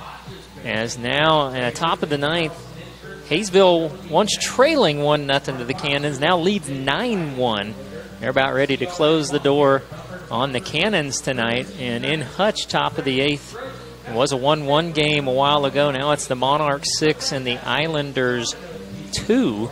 And, of course, we are tied here at 5 runs apiece. The series continues tomorrow night and Wednesday in Derby, and then it's the All-Star break, and we'll have the Rebel players that make the All-Star game, which is Sunday in Great Bend. We'll have that on social media once that is announced, and then plan to be here a week from Wednesday, July 5th, against the Kansas Cannons. Military Appreciation Night rescheduled from earlier this season due to a rainout. We'll have some special activities honoring our current and former military and just show our appreciation to their great service. It'll be a fantastic night, kicking off a 3-game series with the Cannons also here on the 6th against the Kansas Cannons playing out of Augusta. Well, Jordy Lopez yet to be retired tonight. He's got 2 singles, a 2-run homer, and a walk. Short bunt. And he got the attention rather quickly of the third baseman, Pantier. And it's a 1-0 count. Twins are really struggling to find an answer for him, as even with a pitcher like Lynch, they walked him and got him all the way up to third on a double steal. Lynch on a 2-0 pitch made a good one, got the outside corner. Yep. Like we said all night, they've been calling that from outside zones. Slow roller, right side, going to be trouble, and it's bobbled and gets into right field. Lopez, a big turn, but he'll scamper back to first. Oh, now, was he going to beat that throw or not? It was going to be a close play, I think. We're trying. I don't know. Are we going to go infield single or error on that one? And we're going to go infield single, I'm told. So Jordy Lopez keeps his perfect night at the plate alive and represents the go-ahead run.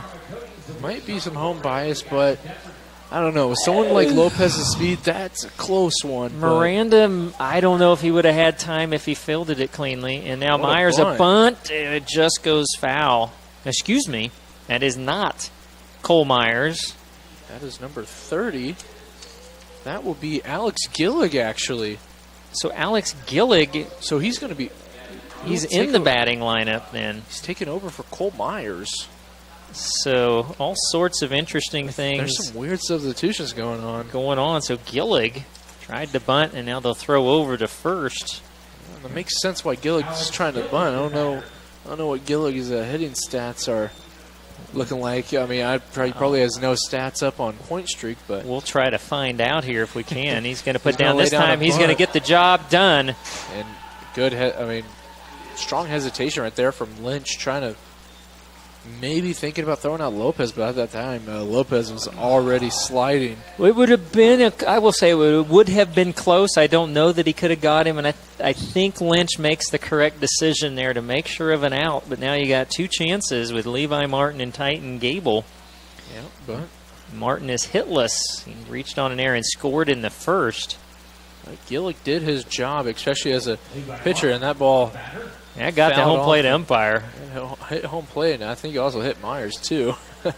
And Martin would love to have that swing back. That was well up and out of the zone, in on the hands, and he just couldn't get his swing stopped, and it will be strike one. Let me see if Alex Gillig had any batting stats. Still, it was a great bunt. I'm kind of doubting it. And as far as what is on point streak, that, to our knowledge, would be his first at-bat. And, yes, it will. And got the job done. And he was asked to bunt, move the runner over, and he did it very well. And Jordy Lopez with great speed. Again, he represents in a 5-5 tie here in the bottom of the 8th what would be the go-ahead run. And Levi Martin, after the home plate umpire shakes it off, is ready to go. The ball's popped up, not in play. And it's backing out of play for strike 2. And again, I think that might have been out of the zone high. And we'll see if Lynch tries to induce another one on a high one or goes away with that nasty slider he's got. Yeah, but we still got some action in the bullpen. We're starting to get some throws now. It's kind of a safety swing right there from Martin, a little slow. He kind of stopped, and finished it when he realized it was that slider. It was a lag but swing right there. The important thing was he was able to foul it off to get another pitch. But it stays 0-2. Oh, did he go around? Check swing. And he got a chance to get down to first if you would have left sooner, and you will. They're just going to try and stop the run. I mean, wow. So you get the strikeout, but Martin reaches, and down to third on the play goes Jordy Lopez. A little confusing right there. I don't see the problem throwing down to first right there, just because of the distance from first to home. You can make that throw. I don't think Lopez was even rounding. Yeah, I couldn't see it on my side. I kept waiting because it was cleared down where it's hard for us to see. But now Titan Gable steps in, and he's looking for something to drive into the outfield. I'm going to reverse the live stream and see where Lopez is at. See if he was rounding or something. Gable, an RBI single so far is 1 for 4. And he's upset with himself, swung at a low one for strike 1. But again, he wants to try to get something in the air to medium to long depth in the outfield to get this game aiming outside, untied. And now he hits one. Oh, a great diving stop by George.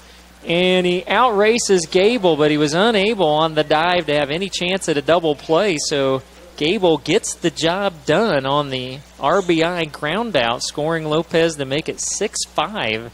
And that was almost a scratch single, but again, a great job by George at first, diving to his right to prevent the hit. I look back at that replay when they threw it to home, and Jordy did not even. He kind of rounded, but he wasn't. It was a basic round at third, and a little confusing there. But and now Avila looking for his first hit, try to make it a 2-run lead. Fouled it off. Now pops one up, sailing into foul territory, right side. A long run. George couldn't catch up with it, and that'll go down as strike 2. Again, Avila 0 for 1. He's walked twice and been hit by a pitch.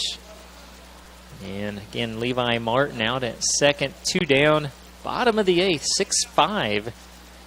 Rebels on an RBI ground out by Titan Gable. Like to see Avila get something going, possibly get Martin home. Waited on that breaking pitch and fouled it well out of play. Sponsored by Central National Bank of Newton, Money for Life. Member FDIC. And we also, RBI is sponsored by Pate and Pugh Attorneys at Law, working for you. Got jammed, but able to pull it. Great idea right there. I mean, really try to get on that, but just a little too early. My apologies. Pate and Paw. I think I said Pugh. That was Pate and Paw Attorneys at Law, sponsoring all of our RBIs. And stolen bases. We've had a couple of those, especially from Jordy. And Avila, this one popped up. This may stay in play for George. It does, and that seemed will. Like that was the pitch Avila wanted, but he just waited too long on it. It does retire the side, but the Rebels able to grab the lead. They get a run on a hit and strand 1. So as we head to the 9th, it's going to be a 6-5 Rebel lead. This was our Charleston Insurance Company Incorporated 8th inning. Visit www.charlestoninsurance.com for all your home, auto, and other insurance needs. And with that, we're going to officially announce that the Bethel College Player of the Game is going to be, it's got to be Jordy Lopez tonight. Jordy Lopez. Yeah, there's some other good candidates, but Lopez right now is 5 4 for 4.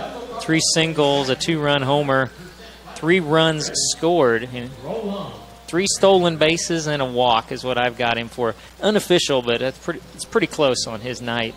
Yeah, and it's tough to find an answer. The Twins couldn't find an answer for Jurdy, as Jurdy seemed like he was about the only player who could really find an answer against the pitcher. Johnson. Johnson and a Lynch. But Jurdy was the one who got Lynch to walk him, got all the way up to third, and then this inning was able to get a nice at-bat and eventually score off of Gable. Now the Rebels are going to ask Alex Gillig for one more inning. He had a 1-2-3 8th inning, and he's going to face the 2, 3, and 4 hitters. So the Twins are right where they want to be. Yeah, especially with Royals. Royal is Snodgrass and Weiss. Royal 2 for 3 with a pair of singles and a walk. He scored once. He'll lead off. Snodgrass 0 for 4, and Weiss 0 for 3. He was hit by a pitch. So if you're Gillig, just go out, do what you did in the last inning. You place the ball well. You battle back to get a good pop out after falling behind Pantier 3-1. So we'll see how he starts off. Royal, again, who's been swinging a hot bat, 2 for 3. Going back to Snodgrass, I mean, just an off night right here. I mean, he's definitely due up. That's a nice strike right there from Gillig. But Snodgrass is batting almost 400 this season, so yeah, he's due. There's no doubt about it. There's a reason he's hitting even number though 3. 0-4, he's a DH, so don't let that 0-4 fool you. 1 strike pitch fouled back and out of play, so it's 0-2 on Ethan Royal. Yeah, Gillig needs to get a strong outing right here.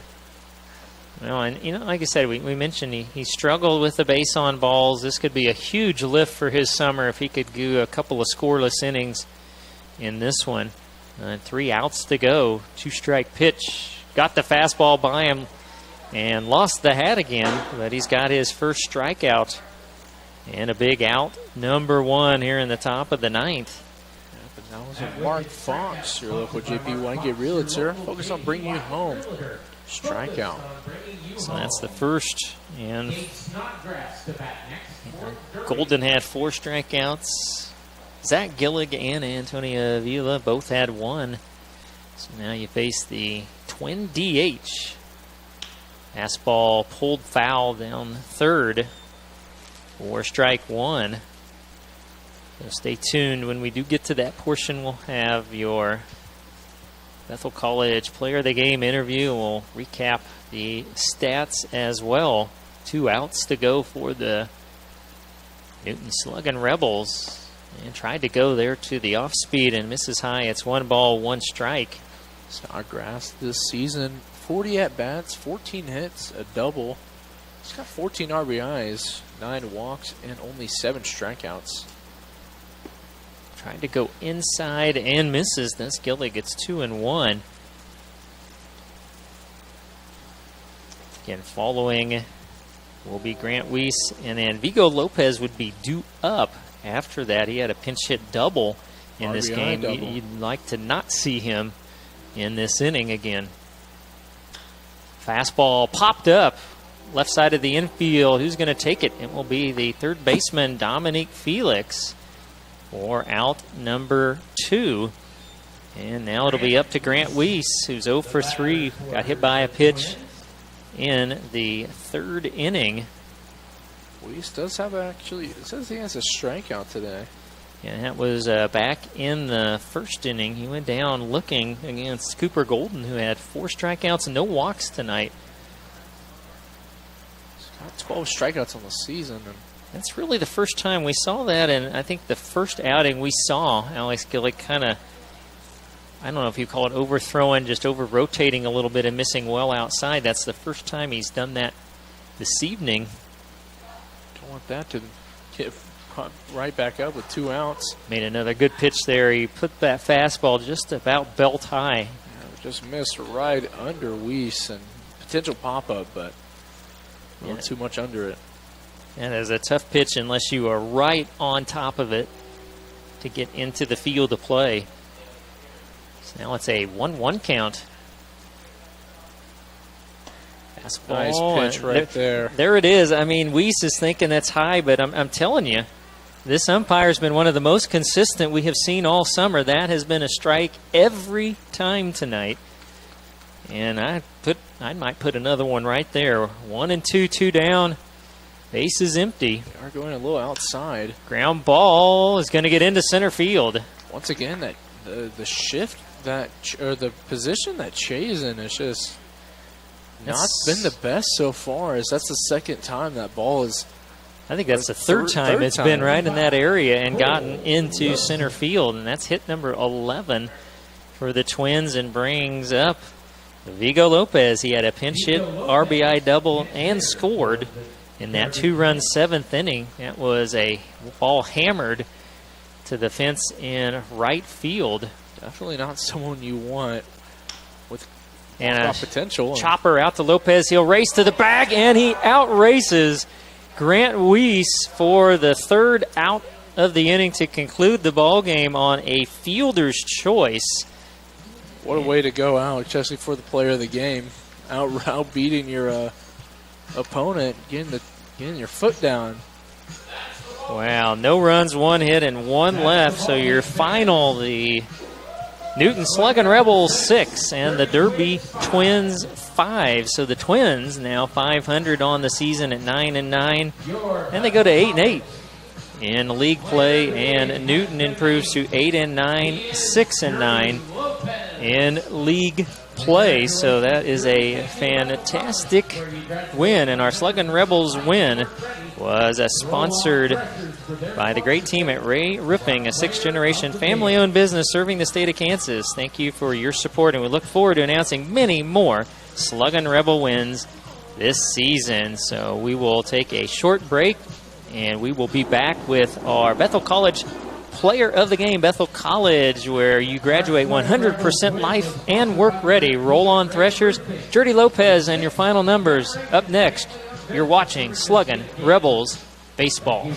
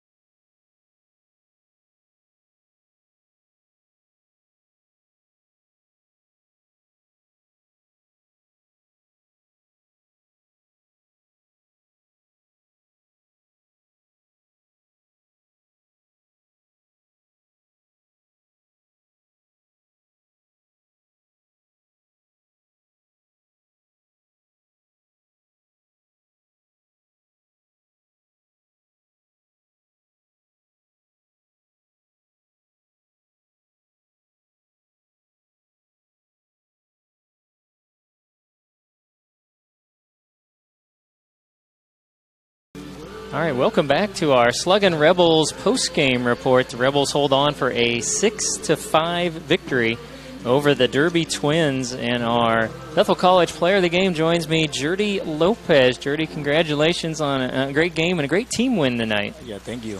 Now, let's look at your final numbers as we start here. We have you officially tonight 4 for 4. You had 3 singles, a walk, but I got to go to the big one, the 2-run homer you hit in the 4th inning. Just take us through that at-bat and what you were looking at and what you saw in that pitch that you planted out there in left field.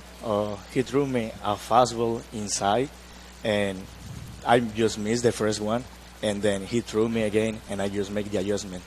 And, yeah, I was looking for that pitch.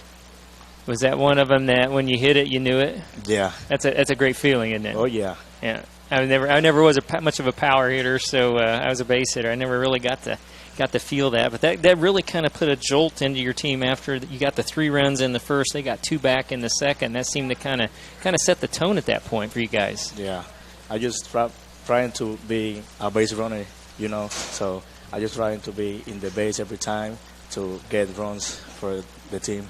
Yeah, and just seeing the ball, was it just one of those nights you just felt like after that first at-bat you were really seeing, especially Johnson well, and you hit Lynch well too, but you just feel like you were seeing the ball good tonight? Oh, yeah. I was seeing the ball like it was a softball. Yeah. That's fun when you're seeing it like that. Oh, yeah. Today was a great day. I just thanks God and thanks to everybody here. Yes. Well, you guys were fantastic in the field. How about that Cole Myers, that catch? It looked like it was going to be a tie ball game, and all of a sudden he pulls that. Could you believe that? You had a better view than we did. That's fantastic. Being honest, I haven't seen it out play like that, like real life, like playing in the game. I haven't seen it yet. This was the first one that was a really good play. You feel like you should have that da-da-da-da-da-da. Yeah, that should be on okay. ESPN, shouldn't it? That was fantastic. Yeah, you guys fielded just the one air tonight, fielded the ball well, and 10 hits. You guys at times have been up and down hitting. Does that feel like a game getting this series started that can kind of get you guys going at the plate? Yeah, that's why we work on it, like in hitting every day. That's why we get like too much hit in the team today. Yeah, it was a really good game today. All right, so tell us a little bit about yourself. The sheet I got, it doesn't tell us where you grew up or where you're gonna play next in college. So tell us a little bit about that. Oh, well, I'm going to Western Oklahoma State. Okay. Yeah, that's JUCO there in Western Oklahoma. Okay. It's a really good one. They did great this year, and I'm just excited to go and see into a new place. And tell us where you grew up. Tell us where you grew up. Oh, I grew up in Dominican Republic. Okay. Of course, yeah, Santo Domingo. And I went to academy there. Like, I was practicing every day and all of that. Yeah. And the baseball down there, we hear stories. I've never been down in that part of the country. We hear stories of how good the baseball is from the kids this level up to the developmental leagues down there. We hear it's just fantastic baseball down there. Yeah. We have too much like competition in the air. It's like really good baseball for sure. Like, we play hard. You will see pitchers like with 16 years old throwing 90s. So yeah, that's a really good baseball there. Did you see? We hear told the major league scouts get down there a lot. Have you guys seen the scouts around some of the games down there? Like in every game. Every game. Yeah. That's fantastic. Does that intimidate you guys at all when you see the scouts, or are you guys just used to it since you've been playing ball so long? I will be honest. Sometimes it's just a little scared. Yeah. Because it's like what you want to be, your dream right there. So sometimes you say like, okay, I'm right here. I can't be as scared, you know. So yeah, sometimes it's scary, sometimes it's not. So when you came here for the summer, I'm sure you've been in communication with your coach there at Western Oklahoma. What did he want you to concentrate on this summer to improve upon before going back to school and playing next spring? He told me like to be like hitting by the gap because I'm quicker, and that's what I'm working on right now. Working in hit to the gap and all of that, or get singles, all of that right now. Yeah. Well, you're so versatile. We didn't realize because we'd only seen you against righties until about a game or so ago, and then a lefty was on the mound, and you're up there righty. How long have you been a switch hitter? 5 years. 5 years. Yeah. I was I was just right hand. One of my coaches in DR, he told me like, you are quicker. You can try your left side. And I say, of course, I try and I did like a really good. And then they told me like, okay, you will practice on it every day. And I was practicing on my left side every day. So yeah. Do you feel more comfortable on one side, or does it really matter? No, it doesn't really matter. Doesn't matter. No. Is the right side more of your power side, like we saw tonight? Yeah. Okay. Yeah, right side my power. Left side is just like put the game and put the ball in play. Yeah, because you've had some beautiful hits, just kind of slicing it there to the left center field. Do you prefer to go the other way when you bat lefty, or does it matter, just wherever the pitch is at? Yeah, whatever the pitch is at. Yeah. All right. Well, we understand you want to say something to your folks before we let you go that they're probably watching in. So go ahead and do that. I will say in Spanish. Yes, excellent. Mi familia en RD, Jeremy, Debbie, Delin, Ezequiel, mi papá, mi mamá, lo quiero mucho allá. Muchas gracias por las bendiciones y por el apoyo que siempre me ha dado. Oh, excellent. And for player of the game, we get a $10 Sonic gift card. So great Sonic here in Newton. You can go enjoy that, get some ice cream, burgers, whatever you want to do with that. And hopefully we'll get to do this again this year. Yeah. We sure appreciate you coming up. Nice play tonight, Thank Jerdy. you. Jerdy Lopez, he is our Bethel College player of the game tonight. Again, going 4-4-4, 3 singles, a homer, and a walk. 3 runs scored, 3 stolen bases, and 2 runs. If added in, you're not going to get a better line than that. So we're going to take a quick look at some of your final numbers. 6 runs, 10 hits, 1 error, 12 left for the Rebels tonight. Cooper Golden went 5, gave up 3 runs on 8 hits. He struck out 4. A scoreless inning for Zach Gillig. 2 runs on 2 hits given up by Antonio Avila in an inning, and 2 scoreless innings for Alex Gillig tonight. Gave up just 1 hit, no walks, and 1 strikeouts. 5 runs, 11 hits, 3 errors, 9 left for Derby. Mitchell Johnson went 4 1/3, gave up 5 runs on 8 hits. He struck out 9 and walked 3. And Barron Lynch, 3 2/3, gave up 1 run on 3 hits, 4 strikeouts, and 2 walks. So again, just a quick look at the upcoming schedule. This was your last chance to see the Rebels, but not this season. It'll be July 5th here at home against the Kansas Cannons on Military Appreciation Night. That is a Wednesday. And the Twins and the Rebels play the next 2 nights, Tuesday and Wednesday this week, in Derby, with the All-Star game coming up on Sunday. And again, we'll hit social media for you when we determine and know what Rebel players will be playing in that ball game. So again, 6-5 is the win tonight for Newton. They're 8-9 and 6-9 in league action, and 9-9, 8-8 for the Derby Twins. We would also like to thank our great sponsors this season, the Colonel Tim Marler family, Pizza Hut of Newton, Midway Motors, Bethel College, the John Oldham family, Armor Coatings of Wichita Incorporated, Sand Creek Summer Days Festival, Central National Bank, the Carl Hodges family, Ray Roofing, Charleston Insurance Company, Realty Connections, Mark Fox, your local J.P. Wygan Realtor, CRM Lawn Care, Bumper to Bumper of Newton, Curtis C's Diner,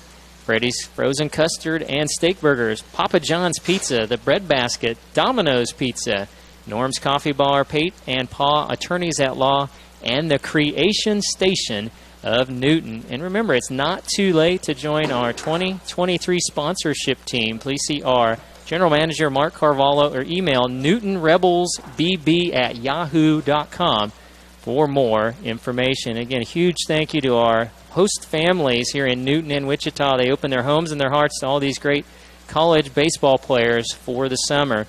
And on behalf of the entire Sluggin Rebel staff, we'd like to thank you for watching tonight's game. Invite you back for baseball here, Military Appreciation Night. It will be Wednesday, July 5th, when your Sluggin Rebels will take on the Kansas Cannons at 7 p.m. For Jared Oberlechner and all our great staff here, this is Scott Hogan saying good night from Newton, and God bless.